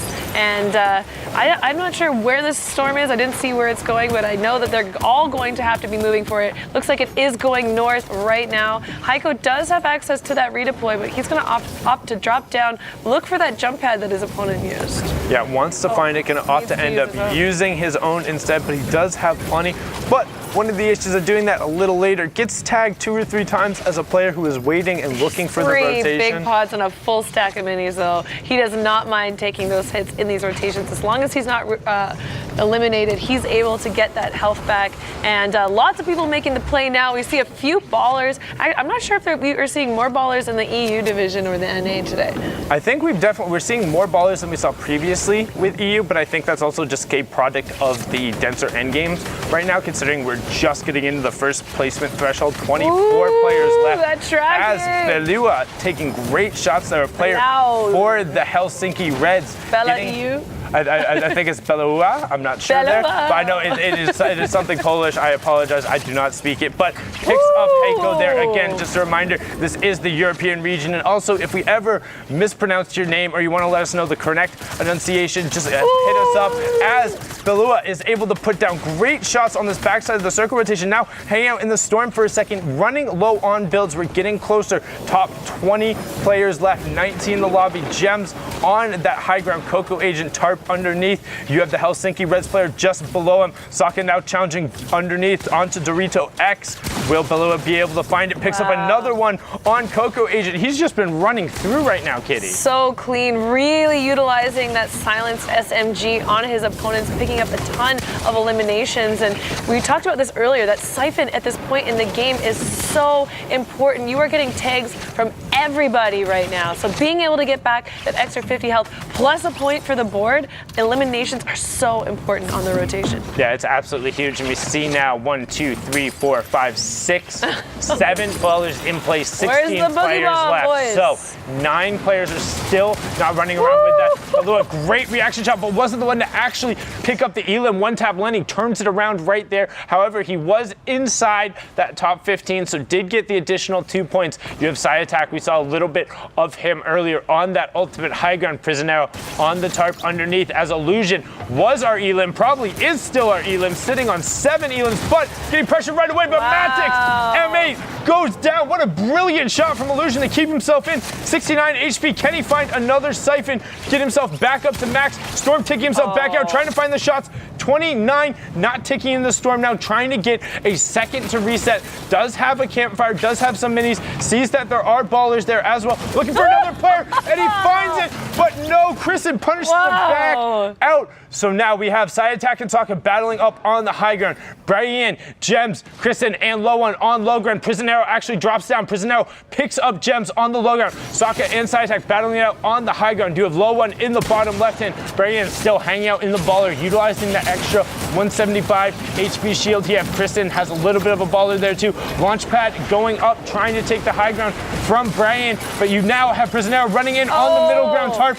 Will he be able to find it? Low ground looking at the shots on it. Prisionero picks up the Elim onto Kristen. Now you have Brian gliding down. Low One on high ground. Prisionero on the tarp underneath. Yeah, he's just trying to hang out, see what time he can buy. Up. Yeah, now he is. Yep, now he sees him putting the shots up towards it. Brian needs to be careful, but does have a ton of mats. He was one of the player in the baller, so he can retake high ground and then get Storm Circle. But Prisionero is looking to find the connectors. Can he find it? He does have the HP lead. He can opt to box up. Also has the boom bow if he wants to start putting shots up towards this. It should be on Prisionero to execute and take this home as he now goes all the way down. Keep your eye on the top right and bottom right. These are the 2 players who need to work their way down to challenge Prisionero. Will he be able to find it? Prisionero gets a great shot on him there, but can he quite pick it up? Needs to get the Siphon, does, but now he has to reset because Brian, no, Prisionero has that slight, no, Prisionero's out, I lied. Low One has the slight health advantage, now he's gonna duck out, look to find the angle. Brian should just be able to stay with the storm. Launchpad up, but there's nothing left. from him. I'm not low on. That was an interesting decision there, buddy. Brayan, I'm not sure how well you were able to do that, but the fact that you basically were able to win just off of your rotation ability, well done from you there, executing. Also, big shout out to Prisionero, getting the top 3. Monster, that was a lot of action, man. That was definitely crazy, and some questionable decisions were made at the end there, but that's what happens when pressure, kind of goes down to it. You put it all on the line. Crazy end game there. Unfortunately, Prisionero was not able to take that final scuffle down at the bottom. But with that, we'll be catching up to some of the action that has been going down. My boy Balla, what do you have for us? Man, you said intense pressure, intense action all the way through. We had so many clutches already, Monster, I don't even know where to start. But we are going to start with a little bit of a educational clip right here. If you want to take some shots very safely, make sure you get yourself a little peek box. This is where Vorwin is using this, opening up his floor just a little bit. This is going to make you get safe. Instead of peeking out your window, peeking off a ramp or anything like that, you just use a little peek box just like that. But this clutch right here from DRG, this is one of the worst positions. Once he knocks him down with the RPG, he has no more mats, and then you hear the rift just go off. He's like, wait, oh no, I can't get up this mountain, but he's gonna actually realize I'm gonna use this rift. And then he needs to get in here. This is so important and pretty difficult, not right now, but when he starts to get small, he looks to try to land on the hill, but just barely misses it. Not gonna make that. And then another player rifts again, he's gonna go in the zone and catch it. All 3 players are now doing this loop-de-loop, ring around the rosy right now as they all fall down. And there he is coming in. This is where it becomes really hard. That zone is so small, Monster. 20 HP he had this entire way coming down. If he took a single tick, if he took 2 ticks, he'd be out of the game. Follows it all the way through, and then the time to land on the ramp and get Icy at the end there. At the very end. Oh my goodness. And then Kissanth. This was a clinical end I guess it was a 1v2, getting 2 quick elims, this one right off the bat, and then boxing him up. And this is exactly what you want to do. Boom, gets to the floor, edits through, and then nice there. Sorrows had no idea it was coming. He tried to place the trap down to prevent it, but it was too quick for him.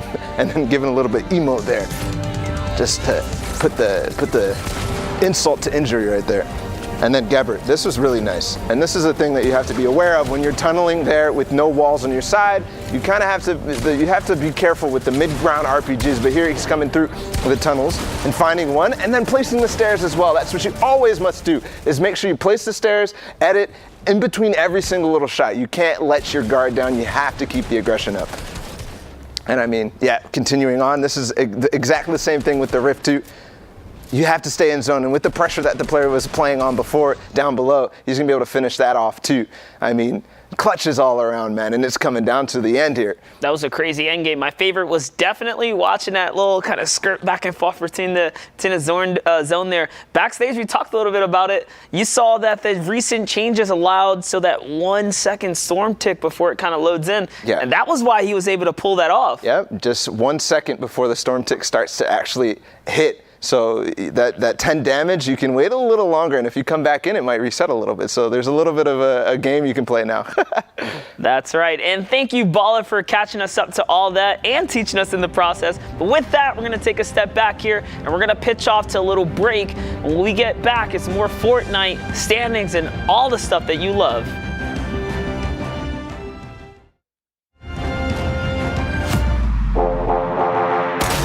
Jump on and drop in. It's time to kick off the Fortnite World Cup competition. From April 13th to June 16th, we'll be running Fortnite World Cup Online Opens, where you can qualify to compete for your chance at a piece of the $30 million prize pool. But how will these work, you ask? Each week will alternate back and forth between solos and duos competition, with players qualifying from each server region in Oceania, Asia, Europe, Brazil, NA East, and NA West. To find specifics for your server region, go to Fortnite.com/World Cup. To play in the online opens, you'll need to compete in the new Arena mode, an always-on form of competition where players can rank up tiers and leagues. It all starts in the Open League, and when players earn 125 points, they'll advance into Contenders League. After that, you'll need to build your way up to 300 points to unlock Champion League, where the Saturday Online Open players will be chosen. Then, we'll take the top 3,000 solo players or 1,500 duos from that Saturday's semifinals and advance them to the Sunday finals. Each Sunday, 20 players will rise to the top and qualify to join us in New York for the Fortnite World Cup Finals. Buckle up, because we're officially on the road to the Fortnite World Cup Finals.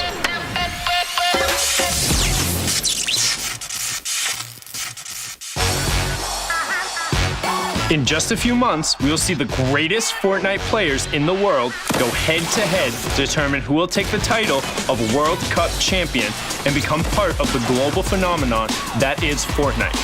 Hundreds of players will compete on stage in New York City for their chance at ultimate battle royale glory and their piece of $30 million. But let's look back at how we got here. The competition was hot at our first major live event at PAX West, where we held the Summer Skirmish finale.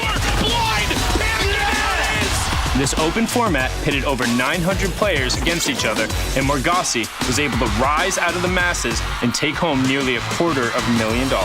A life-changing amount of money. Fall Skirmish came next, where 500 players competed not only in Battle Royale competitions, but build-offs, challenges, bake-offs, and cosplay competitions to win prizes and valued club points. This all came to an insane conclusion at TwitchCon, where Tfue and Cloakzy were able to fend off the competition and win it all. It's Tfue and Cloakzy!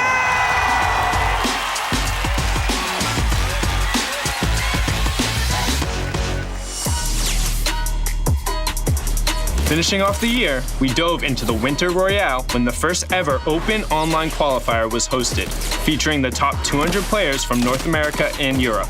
In the end, the stream Skype dominated the European qualifier, semifinal, and final to come out on top.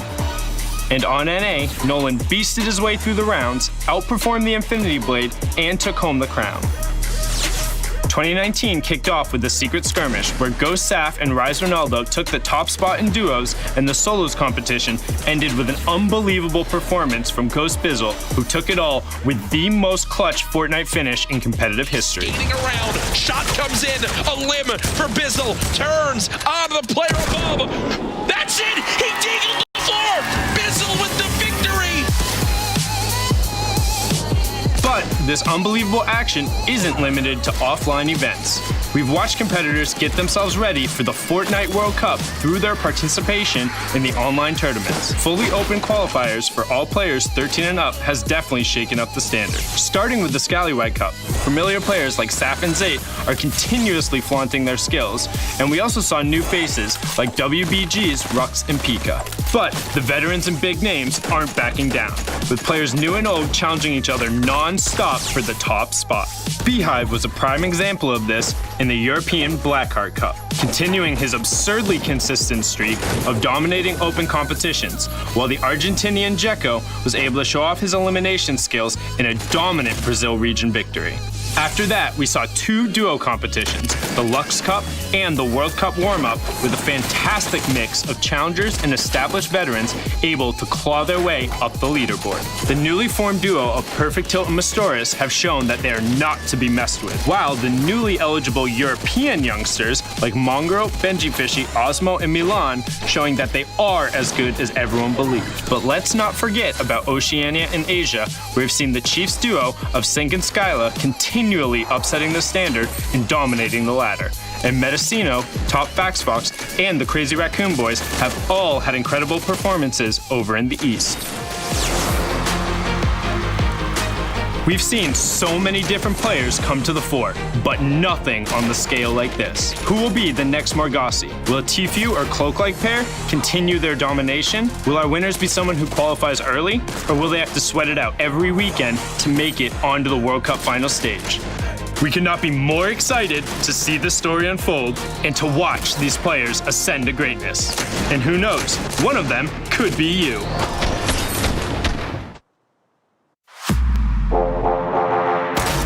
Jump on and drop in. It's time to kick off the Fortnite World Cup competition. From April 13th to June 16th, we'll be running Fortnite World Cup Online Opens, where you can qualify to compete for your chance at a piece of the $30 million prize pool. But how will these work, you ask? Each week will alternate back and forth between solos and duos competition, with players qualifying from each server region in Oceania, Asia, Europe, Brazil, NA East, and NA West. To find specifics for your server region, go to Fortnite.com/World Cup. To play in the online opens, you'll need to compete in the new Arena mode, an always-on form of competition where players can rank up tiers and leagues. It all starts in the Open League, and when players earn 125 points, they'll advance into Contenders League. After that, you'll need to build your way up to 300 points to unlock Champion League, where the Saturday Online Open players will be chosen. Then, we'll take the top 3,000 solo players or 1,500 duos from that Saturday's semifinals and advance them to the Sunday finals. Each Sunday, 20 players will rise to the top and qualify to join us in New York for the Fortnite World Cup Finals. Buckle up, because we're officially on the road to the Fortnite World Cup Finals.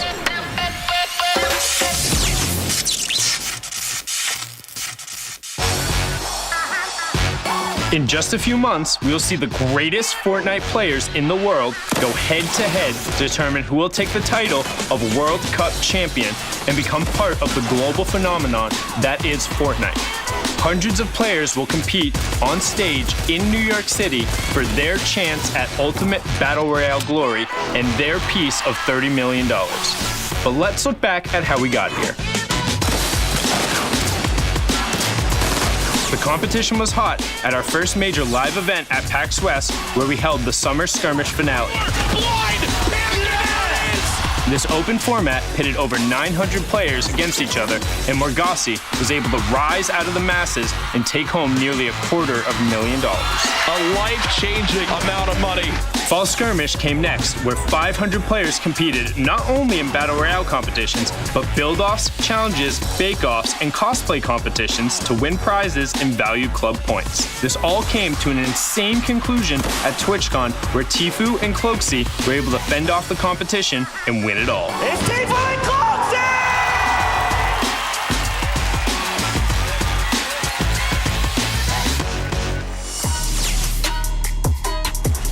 Finishing off the year, we dove into the Winter Royale when the first ever open online qualifier was hosted, featuring the top 200 players from North America and Europe. In the end, the stream Skype dominated the European qualifier, semifinal, and final to come out on top. And on NA, Nolan beasted his way through the rounds, outperformed the Infinity Blade, and took home the crown. 2019 kicked off with the Secret Skirmish, where Ghost Saf and Rise Ronaldo took the top spot in duos, and the solos competition ended with an unbelievable performance from Ghost Bizzle, who took it all with the most clutch Fortnite finish in competitive history. Around, shot comes in, a limb for Bizzle, turns on the player above. That's it, he deagled the floor. Bizzle with the victory. But this unbelievable action isn't limited to offline events. We've watched competitors get themselves ready for the Fortnite World Cup through their participation in the online tournaments. Fully open qualifiers for all players 13 and up has definitely shaken up the standard. Starting with the Scallywag Cup, familiar players like Saf and Zayt are continuously flaunting their skills, and we also saw new faces like WBG's Rux and Pika. But the veterans and big names. Hello guys, and welcome back. We are here at week 1 qualifiers for the World Cup. We've got $1 million prize pool on the line this weekend. We've been blown away by our EU games today, and I know we have the standings coming up, and it's pretty crazy. I'm so beyond hyped. So we've already seen 2 players qualify, one from Oceania and one from Asia. Now, with the conclusion of the Europe region, we'll be qualifying 8 players into that final in New York City for the Fortnite World Cup. We have the results ready. Let's take a look who those first 8 players are. And oh my! What? Look at that list. What a fantastic. We got E11 Stompy in the first place. We heard about him. We saw that huge elimination game. Team Queso's Prisionero up there as well. Benji Fishy, I know you know a lot about him, Kitty. I love Benji Fish. He's such a great player. And these guys are taking home that prize pool on the side for this weekend, but qualified for the World Cup. Absolutely huge. Joining those other 2 players, we also have the Helsinki Reds players, Belayu in there, as well as Gambit's Letwix in there, Nate up there. We saw him going through, Diego GB grinding it out, and then also got to give a huge shout out to Train HDRG. So if you're checking the live standings in game, the actual scoring going through, there is actually a 3-way tie in the 8th place mark. DRG getting the rift play that Bala broke down, had the advantage in the tiebreakers, won 2 matches, the 2 victory royales being enough to put him ahead of Airwalks and Keysam, 2 massive players. That was the difference of qualifying or not in going through. And I mean, we talked about it, the smallest of plays, Kitty. Yeah, that's the all it smallest takes. of plays, that one Rift play into that extra victory royale takes it for him. He is now in that top 8. He is going to the World Cup at the end of July, but we do have one of our players today. Hi, is it Bella EU or Balawi? We were. How do you pronounce your name, man? Talk to us. So one, we know you're a player for the Helsinki Reds. So what's up? What's your name? Introduce yourself to everyone. Yeah, Bella EU. That's how you pronounce Okay, it. good. Bella. Nice to meet you. How did your games go today? Can you talk us through it? I had a good feeling the whole session. The 10 games I played, I had a good feeling. Nothing went that bad. I had no bad luck. Actually, like, not good luck, but everything was decent. I had a good vibe. And the last game was intense, and I played out very well. And I'm very happy with the result. Yeah, you have qualified as our first 8 going to the World Cup at the end of July. Congratulations, week 1, setting the standard for players moving forward into these next weeks. So how are you going to practice now? How are you going to prepare? You've qualified. What are you going to do to set yourself apart from the competition in the end of July? To be honest, I will continue like I have trained in the past. I will not change anything. Like, my past training has been good, and it will be good in the future. Whoa, I like the confidence. So we saw that you did an absolutely amazing last match. I know you clutched out, got a lot of eliminations there. So once you got to the end and you saw your name on the leaderboard and you realized it was finals, you realized it was in the top 8, and you can call yourself one of the 100 best Fortnite solo players in the world. How does that feel, knowing all of the practice, all of it, it's come to this and it's validated like that? What's that feeling like? I was in a shock. I'm still in a bit of a shock. My hands were shaking like I couldn't have imagined like that I qualified this week. Like, I couldn't have imagined it at all. It's beyond my like ultimate belief. Like, I was confident in myself, but actually qualifying this well into the first week, absolutely unbelievable. Like, it really pays off. I'm really happy at the moment. Like, really happy. Congratulations, Bella. I just got chills for you. I am looking forward to see how well you perform at the World Cup and meet you to continue practicing, doing your thing, and good luck in the finals. Thanks for talking to us. Thanks a lot. So we do have more games to get into. We are going to be dropping in with Brazil games right now, and I'm joined by the beautiful, the bold, Golden Boy. I like that. That was actually. I thought you were going to say the beautiful and the bald, in which case that would have bummed me out quite a bit. I also love how he inconspicuously walked in. You know, you like that? Yeah, there's different dimensions here. People don't know. This set has everything to it. Anyway, what's going on, guys? Welcome back. You have Golden Boy and Bala here. We're going to get ready to jump into some different games, because I know that for some of you, you're like, oh, NA East is coming up. Well, yes, NA East is going to be coming up in just a little bit, but we're going to be talking about the games that took place in Oceana as well as Asia today, and we're going to be highlighting the winners and their big moments, casting over the gameplay. Right now, we got your boy Slayer God, who is our first qualifier for the Fortnite World Cup. We're going to cover his game because we want to make sure that we're showing you guys what these players are more than capable of going into the finals in New York City. But here we go. So Slayer's POV, and already, you know, just a legendary player with a legendary loadout. Like it. Absolutely legendary. And the dualies. And the dualies, but also staying right on the edge of zone with not too much cover. Just have 100 builds, but still, I'm looking at the player count right now. It's a lot of players right now for this. It's about to be the half in, half out, so it's a good game right now, Golden Boy. It's shaping up to be a nice one, too. And Slayer took out Dylan, who was great at being picked off in the air. His name is Dylan's great, by the way. I don't know if you caught that. Ox Hero. Oh, no. It's Slayer coming after you. Yeah, it's Slayer going right after him, and I like the dually aggression. He was just trying to destroy the mats that was right in front of him. And this guy is going to continue to just hold himself up with defense. I love how every single time there's a little bit of a break, if in between his wall replaces, he makes sure he covers himself from all sides, and that's going to lead him to get that eventually. Ox Hero was so weak there, Bala. It was nothing he could really do there. Yeah, I mean, it's Slayer, World Cup final qualifier. Like, come on, man. This is the reason why he made it to where he went and why he is in the finals. for the Fortnite World Cup. He's going to be going to New York City. Once again, we're taking a look at some of the other games that happened earlier on. This is your OCE finalist Slaya's game. We want to show the wins. We want to show what the players are capable. But we also want to highlight some of the other players in this region as well. We got Skyla from Chiefs. Same team. Not duo partners, but same team. So he's already still happy today. I'm sure he wants to qualify, obviously, but his teammate qualifying has got to be a good feeling as well. Pretty familiar with the Chiefs esports organization from a variety of different games that I've covered. A great Aussie org. Support their players pretty well there. Nicely done. Skyla pushed right onto Citrus, who got caught with the book out. Goodbye. Goodbye indeed. And Skyla is one of those really known players. Chiefs has made a name for themselves because Sync is who Slaya's duo partner is. They have a bunch of great players. I mean, they're taking over the OCE region. I've been, like I said, been following those guys for a little while now, so it's pretty cool to see that and see these players play and get treated also to some OCE Fortnite, but Skyla gets chunked for a sizable amount of damage. She's going to have to opt to use that slurp and then use that big pot too. No one's putting the pressure on him, so he will be able to get both of those off and will get topped off to 100-100 rather quickly because of it. Yeah, and I feel like you said nobody's bringing the pressure to him, but he does have that heavy sniper to bring the pressure. Somebody actually replaces his wall and then the roof as well. He's going to back out and say, no, no, no.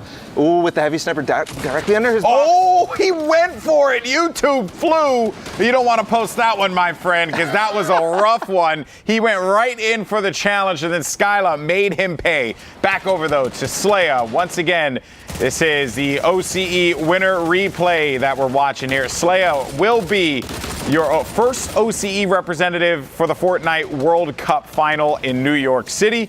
And we're watching the game and how he got to that point.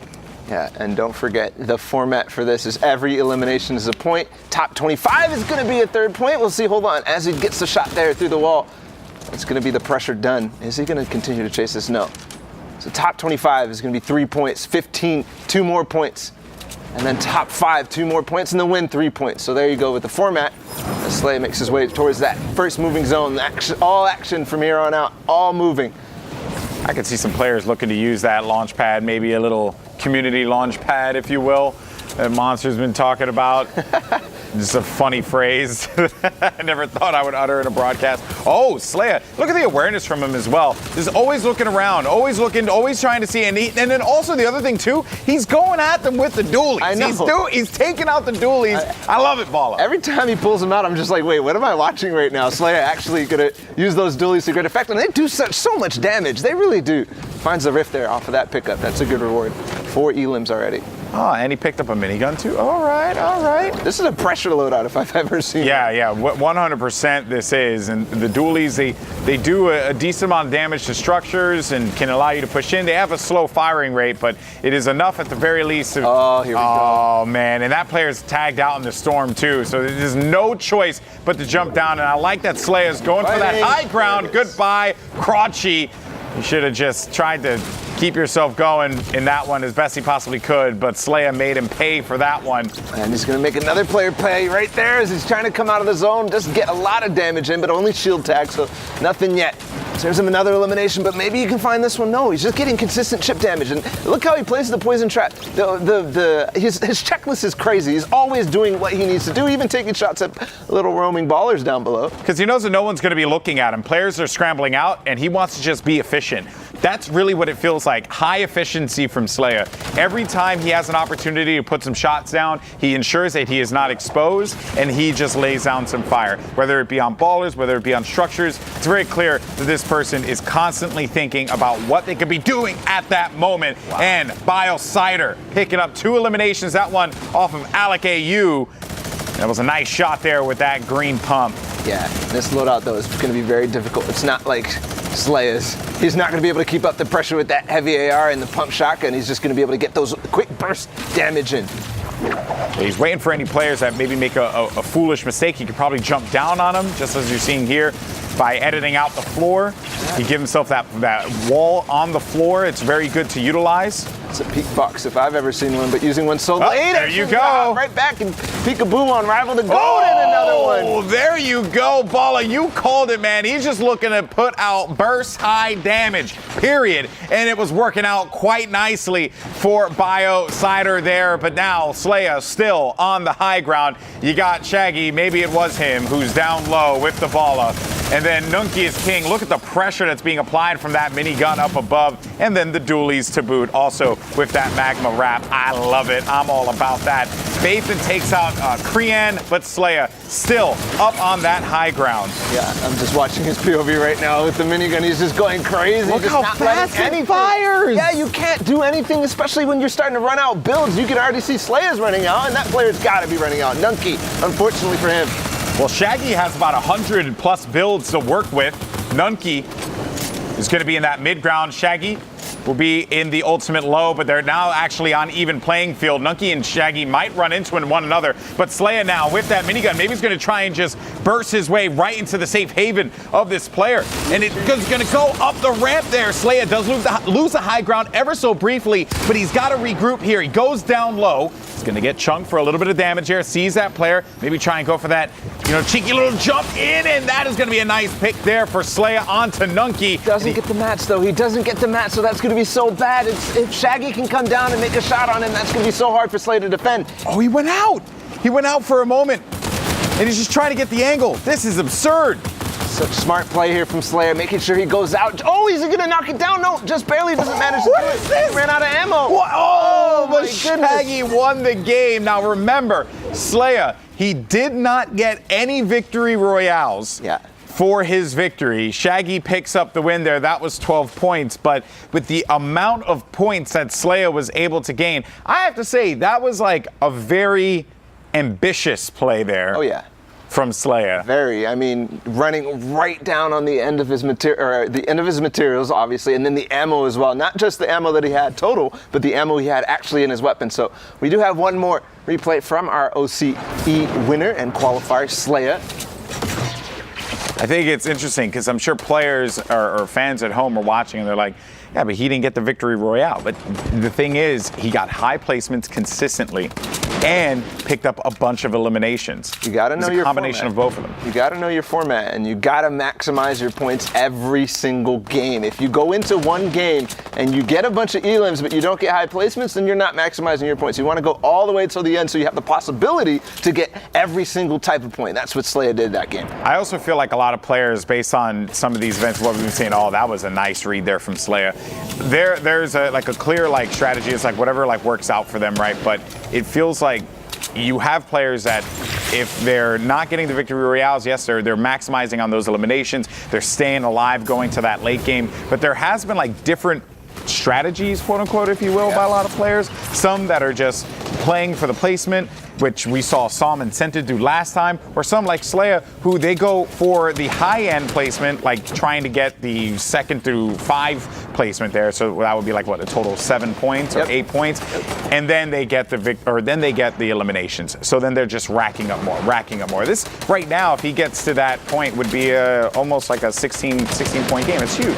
Yeah, and you think about the timing as well. If you're close to that top 25th, you don't want to go out at all because that's 3 points. It's way more efficient than an elim. Speaking of elims, there's one. He's going to knock down Zach all the way out. That's a good shot there. 20 meters out. Very well done. The fall damage to boot as well, making sure that he knows and is aware of what little things are connected and what's not.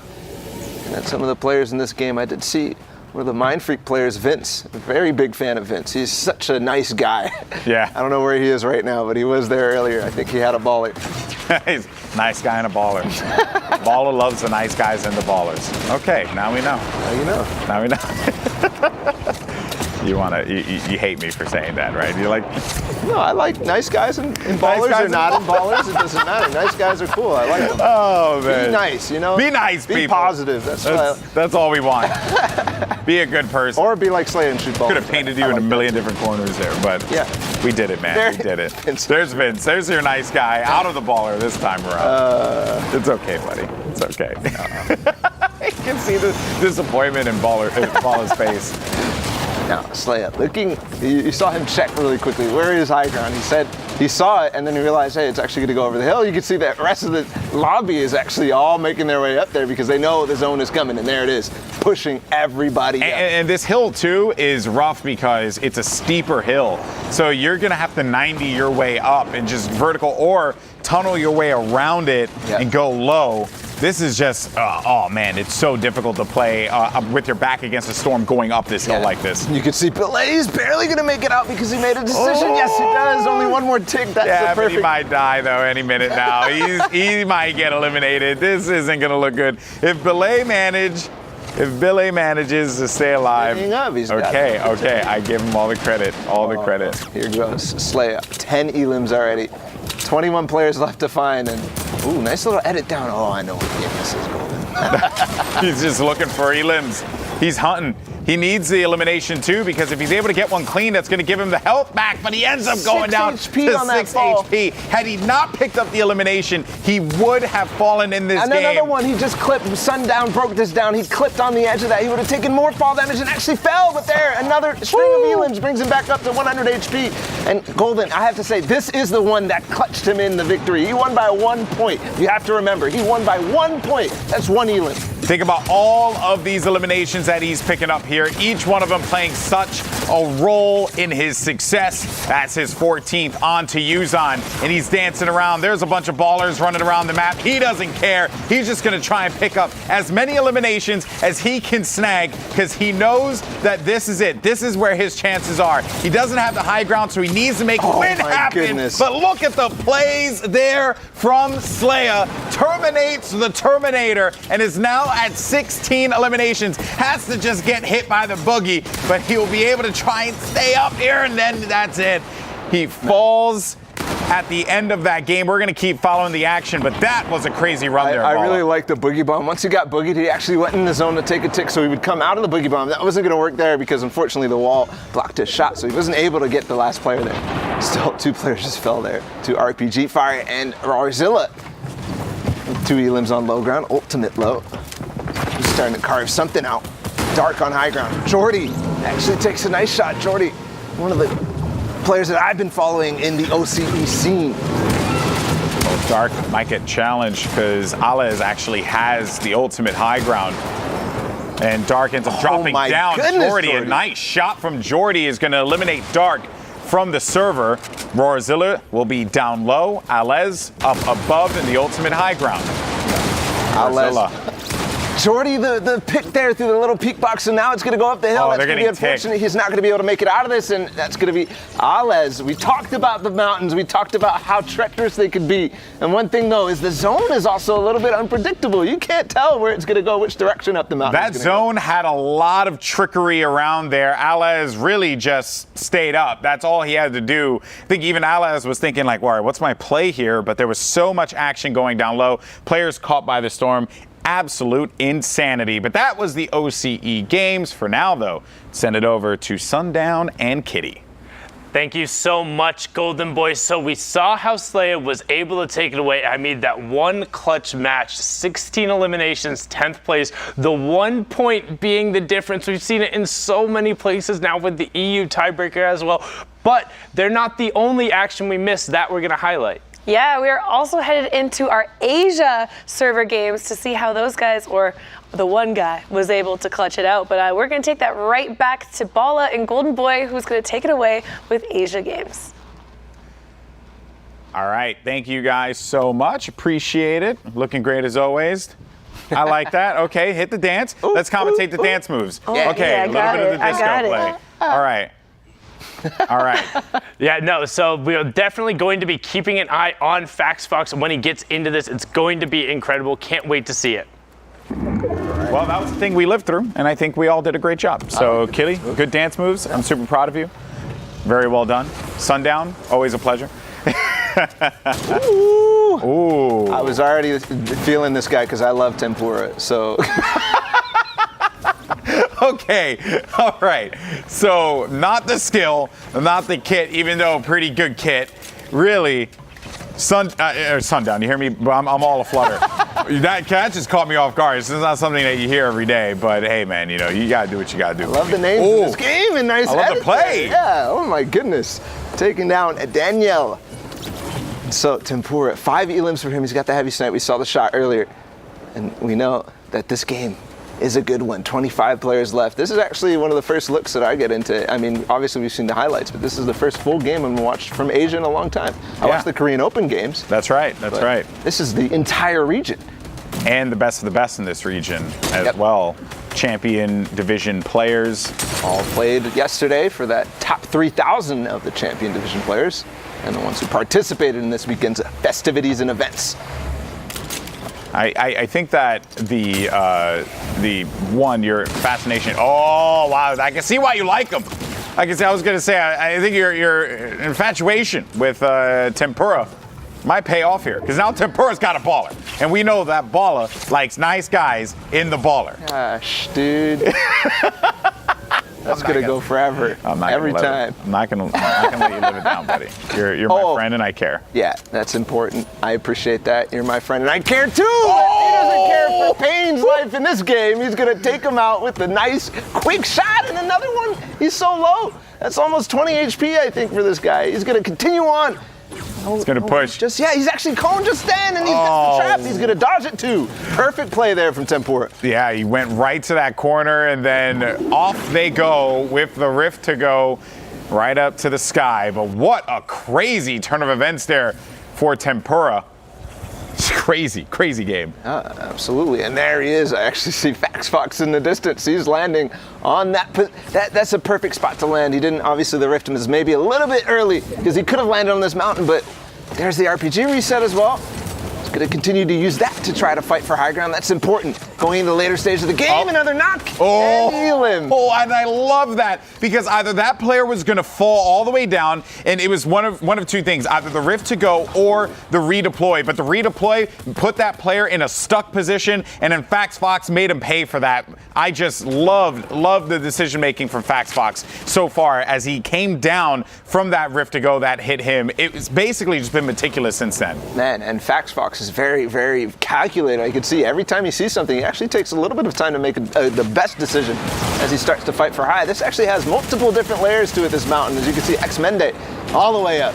I know, and he's was cooking the Tempura, who was actually getting cooked by that cheeky little cozy campfire. You got X-Mende up top. Fox, he's going to drop down low and put himself in a 1-by-1. Vandochi actually gets that elimination onto CLZ, but the beautifully placed rocket there from Fox nets him his next elimination. Now it's going to be a battle between Fox and X-Mende. Mende be up top, trying to put the pressure on him here. He has that legendary compact SMG. Fox looking to just play as much defense as he can, and he gets time to be able to reload that rocket. I love how he actually built out, faked that he was going to start to push, and then reloaded the rocket. That's going to be key to retake this high ground and at least get up the hill. There it is. He's so close now, and he makes it through.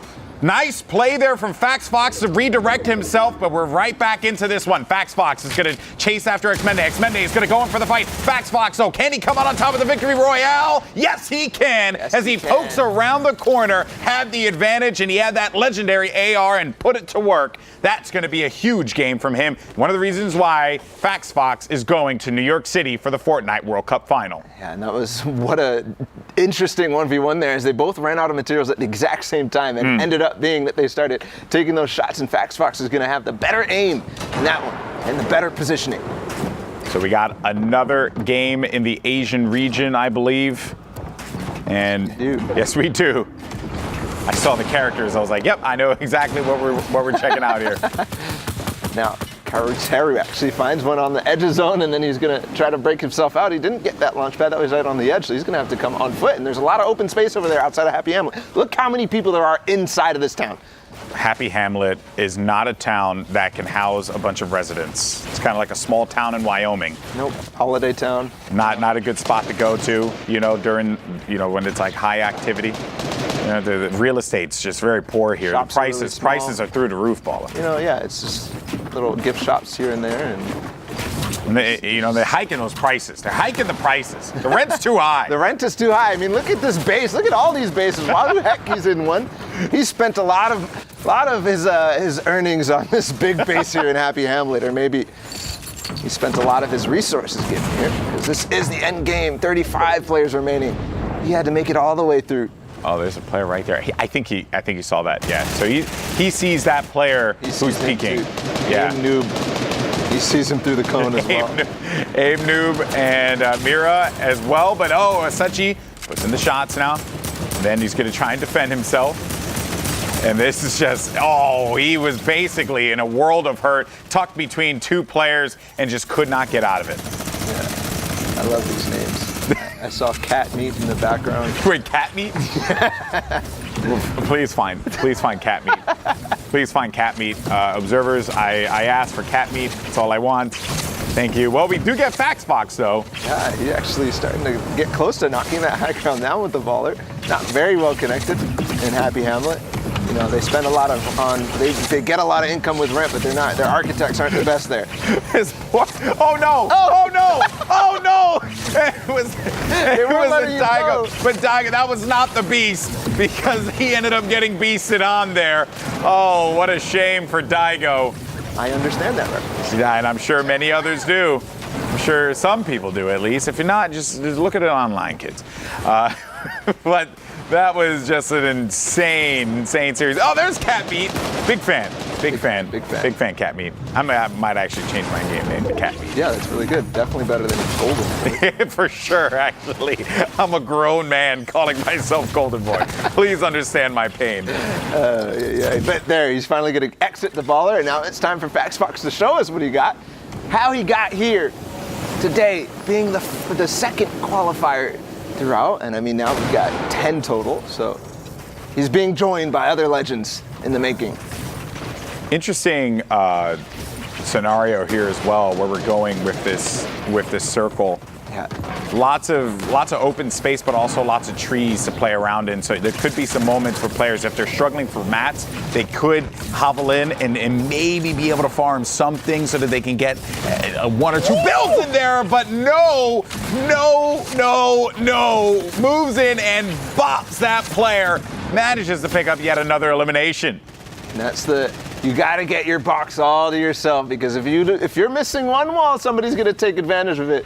And No does there, but guess what? Pengdal, look at him all the way on high ground. Faxbox starting to make his own little tunnel there on pretty much ultimate level. And that's all Faxbox. That entire metal tube was just Faxbox. So that's a lot that he owns in case things happen where he ends up going back into it. But No is denying everyone, and that is going to be Doodlerlos, the next victim to No's wrath. I like this name. It's just No. It's just It's really easy to just million puns you can throw in with No. Ooh, Cyber actually took high ground from Pengdal. No is thinking not like No like this. Dang it! Well, he's gone, so we can just finish with that. No, he's gone. Aha! Okay.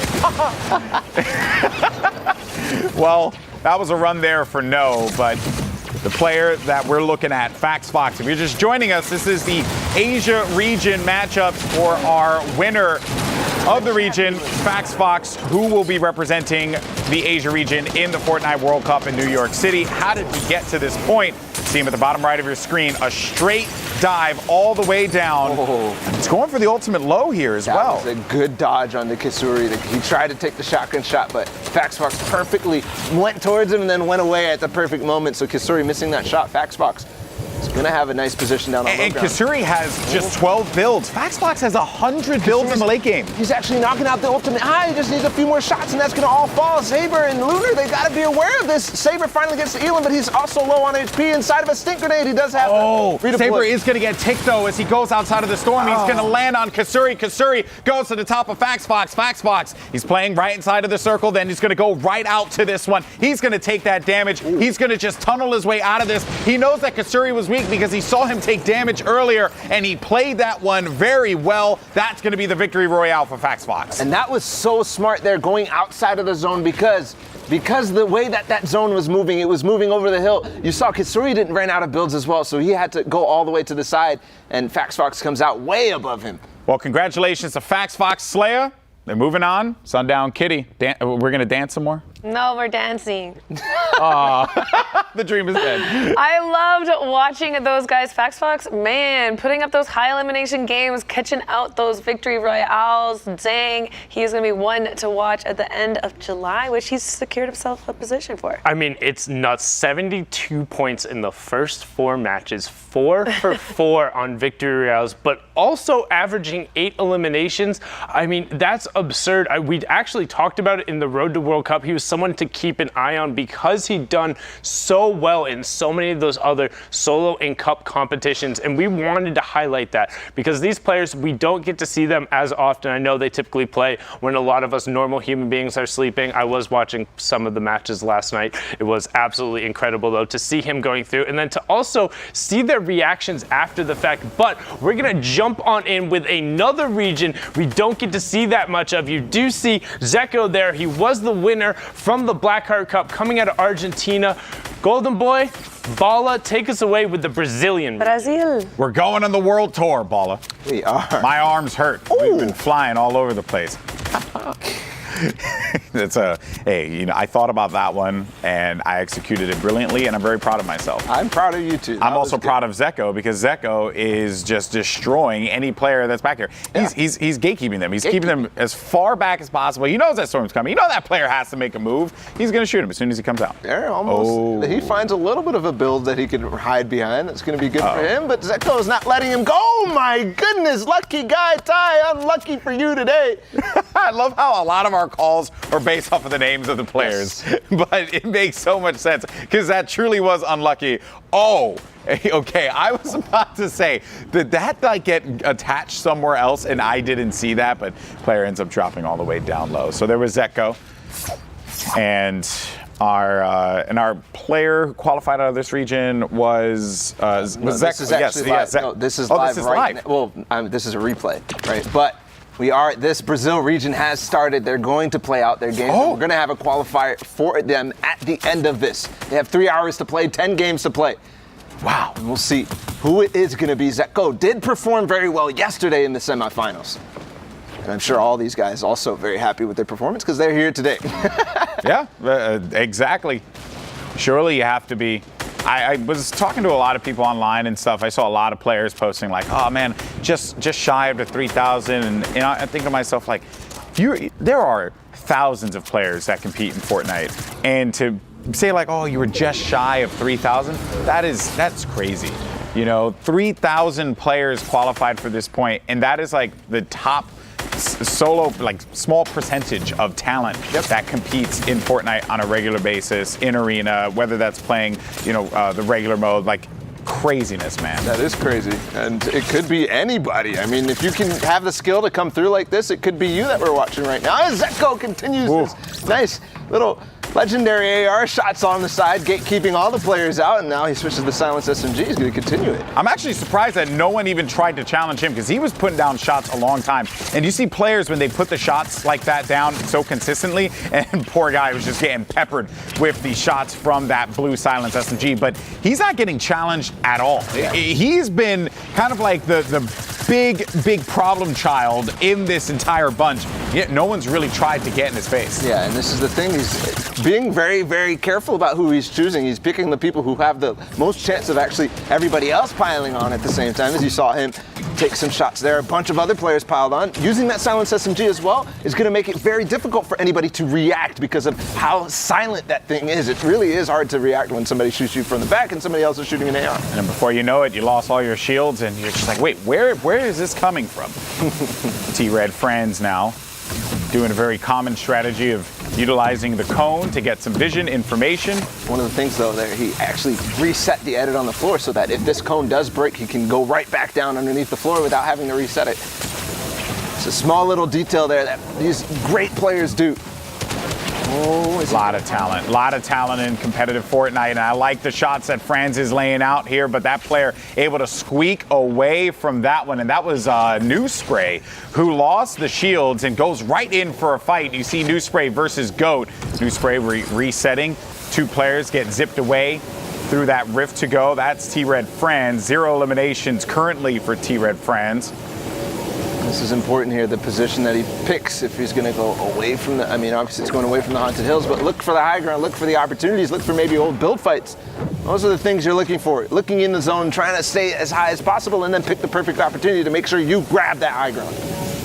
Got to own those spots, be able to maintain that position. Very difficult to do when players are constantly moving up and down in this very small area that the circle has provided. Oh, and this fight for high ground is very precarious as there's not too much connected to it, but I think it was connected back. Oh. Nice edit there. He actually took the wall first before going for that fight and then finding a community launch pad. That was actually a sick play as well. France is going to get on this first. He's going to get on it first. And oh, did he nail him with the shot? It looked like he did not get any damage off of that shot. But I was going to say that was such a great play of how he approached that, because he put the wall, owned the wall, then put that ramp so that this way he owned everything. Despite him losing that, you can see that Tfue France is just making some great decisions and gets another elim on Makoa. The eliminations are not tracking on the bottom left, but you know that he's up there with how he's been playing so far. Yeah, and you can see Zeko on ultimate low ground right now. He's going to start to head right back towards those old builds, right back towards the Haunted Hills. We'll see if Zeko can continue his terror down on low ground. They're going to be hopping in with his POV right here shortly. 9 players left. Here's Zeko. There was going to be one player to his left and another one right in front. That player pretty much out of this game. Can Zeko can capitalize on some of the resources? Here's going to go into it. Nicely done. The green pump, no problem. We'll give him the siphon and some of the resources as well as the ammunition that we desperately need. The stinkers too. Yeah, and Zeko, he is absolutely looking terrifying right now. The amount of pressure he's applying on people who aren't even paying attention to him. That means his positioning is really good. That means he is getting the spots that people aren't going to pressure. They don't think that he's going to be in a bad spot. Speaking of good spots, Nikito up on high ground. That's good for him. We'll see what his materials count is looking like. He's on wood right now. That tends to indicate that he's low on materials in the end game.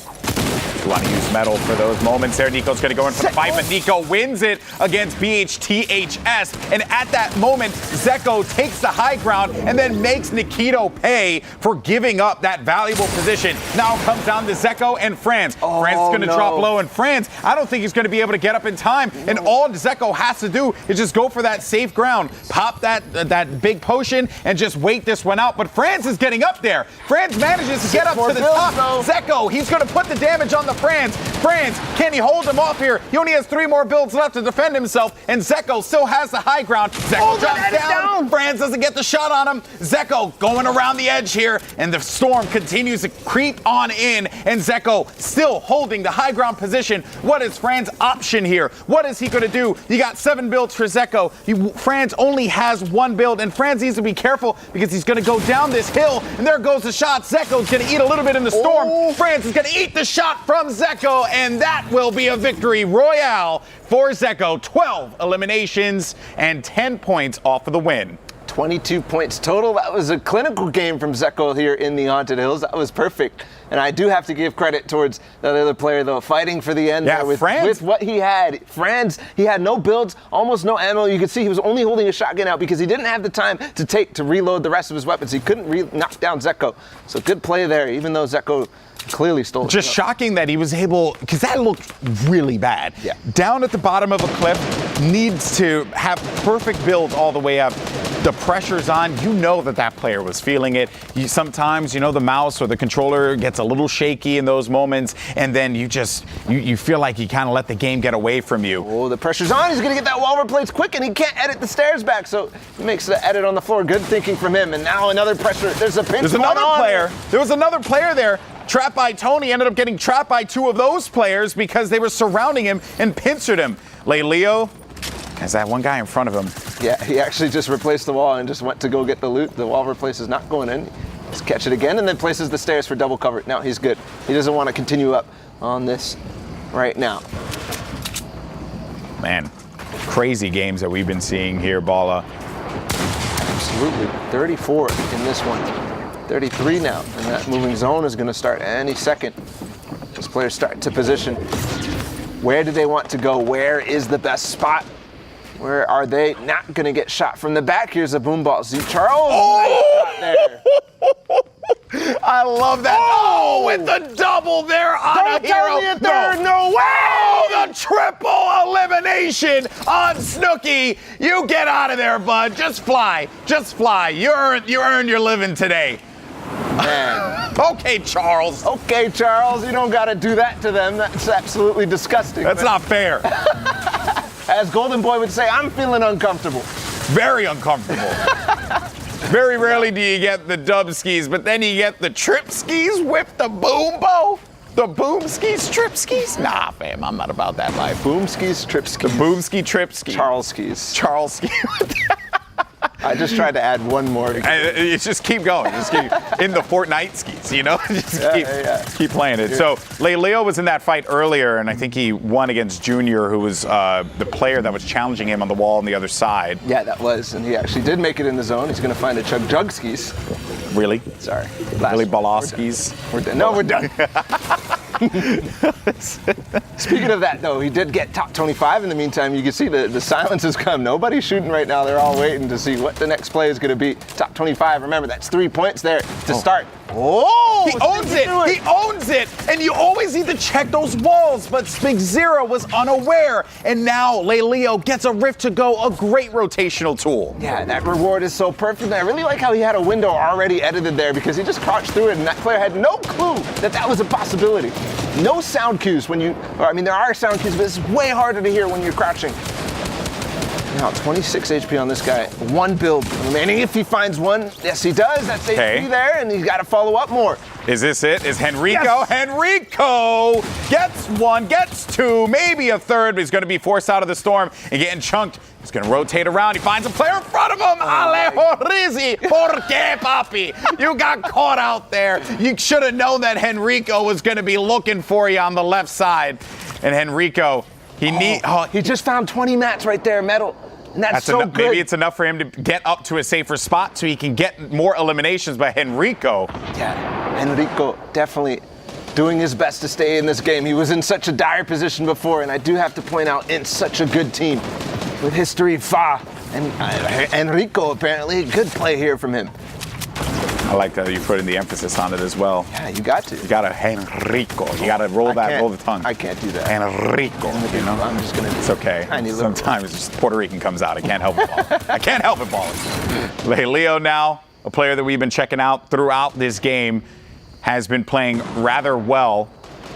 You got Luanzera up above, and then you got Chunny Fishy in the ultimate high ground, but Chunny Fishy just get lasered? Yeah, actually, the player was paying attention to him, and Leo is going to take high ground from him in the wall place again. He tries to edit, but that's not going to be enough. He's got to be able to place the stairs fast enough. That is so filthy. That was such a filthy play. I love seeing that quick wall gain there, just taking the wall, right, gaining that advantage, editing out. Like, your player at that point, they have to try and defend themselves in some way, shape, or form. Ooh. But it's like you have to have that reflex time, and Leo was all over that. Dusty just got impulsed in the storm. I think it was Koto who had those. That's pretty hilarious. That's mean. That's mean-spirited. Yeah. You know, if I had to be honest with you. Now, Leo on high ground.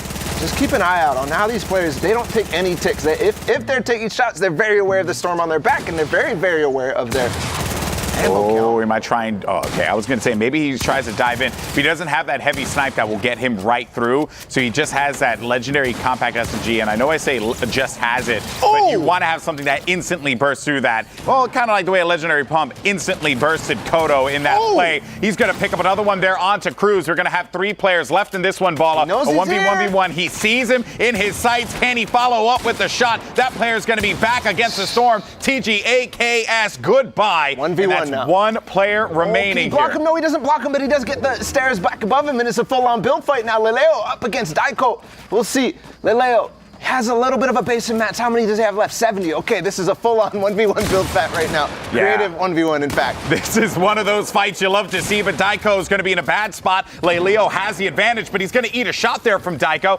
Daiko now going to wait around. They're still in that safe area. Daiko didn't have it, and that is going to be Quasar Leo who gets the victory royale. 11 eliminations for that game. Very well done. And that was perfect. Perfectly executed on the build fight there at the end. You got him down. You saw how that player was looking for the low ground shot, but that gave him time to heal a little bit with those shield potions, and that's going to buy him that win there.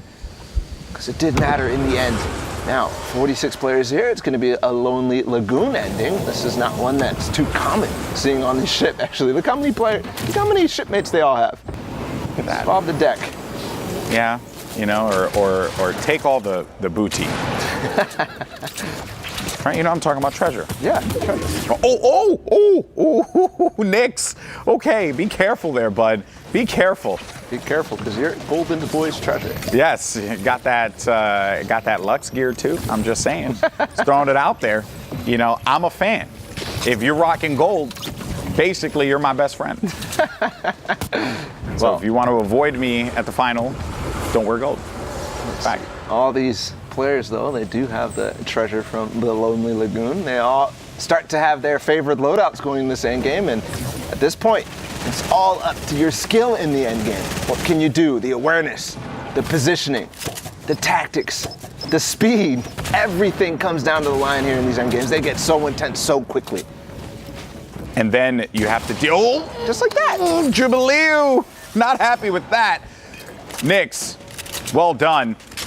But I was going to comment on where this placement of the circle is. It's right at the edge of this mountain. Yeah. Which, the flint knock, beautiful play. And there's a lot of supporting structures there. So you flint knock up, and then you just fly as far as you can. Ooh, once again, like builds up higher. He's really taking this lazy lagoon back into. he's a pirate now, I think. He's living the pirate life. The pirate life be from our teammate.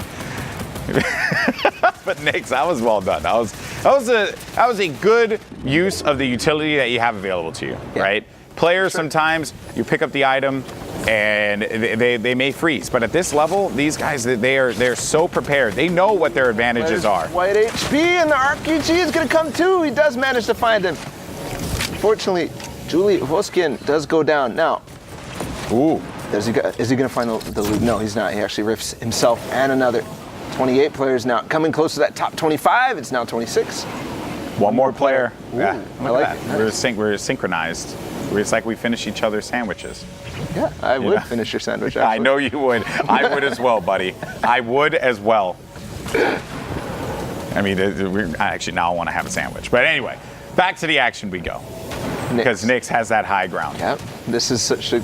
Every time we talk about it, this is where you're going to be able to maximize your points. Speaking about the format. Remember, elims and placement matters. This is where you're going to be able to put both of those to the test. Make sure you get towards the placements and get the elimination opportunities as well. I like these short waterfalls down, Bala. He's not going too far. Oh, he saw only King just trying to drink his beverage, but no juice for you. No, not going to be able to take off those small shield potions with big shot pots. But now, Nix, looking for an opportunity. One thing there, he saw that player was healing right next to the wall. It's so difficult to actually stop that and replace the wall. You have to look straight down if you want to, because otherwise it's going to try to place it outwards.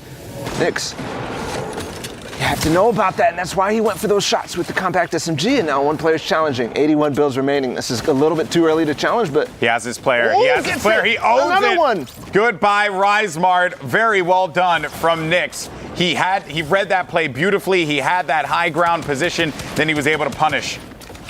Yeah, he did get in the floor and then the edit as well, not even realizing that because he was healing the entire time, he's getting so many shots on players who aren't recognizing he's going to go for it again. Are you kidding me? He's going for that same play, but it works out. He's practiced it so much. Very well done from Nix yet again. I know I keep saying that, but it's so impressive how Nix has been playing this one out, racking up so many eliminations, taking advantage of players who aren't watching their angles. At this point, you have to be aware of every single possible place a player can look to eliminate you from. Yeah, you definitely have to. A lot of players down the low ground now. 4 players remaining. Nix still maintaining that high ground. Nobody completely challenging. We saw a little bit of a challenge before.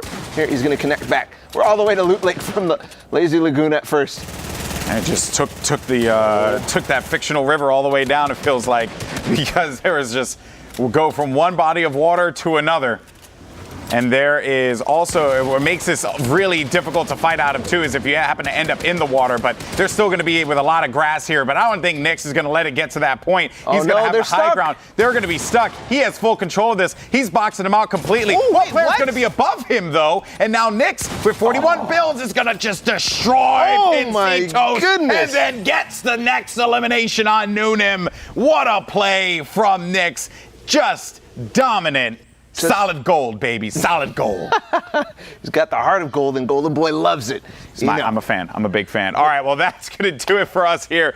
We got Kitty and Sundown in the studio. So cool to see these players play. I know that I don't have any experience watching those replays from the Brazilian guys, but really cool to see them utilizing the extra things in this game, like the Flint knocks. I know that we're going to go to a replay really soon that is a boombo play, but what are you thinking about these games so far, Sundown? It's been absolutely huge. Nyx was actually on our list to watch as one of those Brazilian players to keep an eye on. We've seen them before, but we also wanted to make sure that we highlight not just the plays that we saw, but just some of the ridiculousness that comes out. So we haven't seen this in a competitive match before. Z Charlie's, and I know Golden Boy and Baller were popping off when it happened. I know they were calling it a couple of outrageous things, but he actually lands a tag before he even gets that first elimination. But then here comes the party. Gets the first elim with the Boombo, gets the second as the rotation comes through, and he's not done yet. Picks up the third right away. I mean, Kitty, that was nuts. What? We've seen so many amazing plays, but utilizing the Boombo in that way, so clean and all in a row like that. Oh my God, it's satisfying to watch. I really enjoyed it. Super satisfying to watch indeed, but also we're going to take a look at where Brazil stands in the standings, where these players are at, and you can see Nyx, one of our players to watch, up there at 82 points, victory royale in his belt, and also 31 eliminations, so that indicates to me he's had a couple other good games to get up there. And don't forget, it is one singular spot. You need to be up here at the end of the day in Brazil in order to make it to that grand final. That's what you're looking for in order to join these 10 other players. Like I said, we saw Slaya and we saw Faxbox coming out from Oceana and Asia. The other 8, Kitty, all coming out from Europe in a really, really close-knit region, but who is going to take home this Brazil slot right here? Yeah, only having that one spot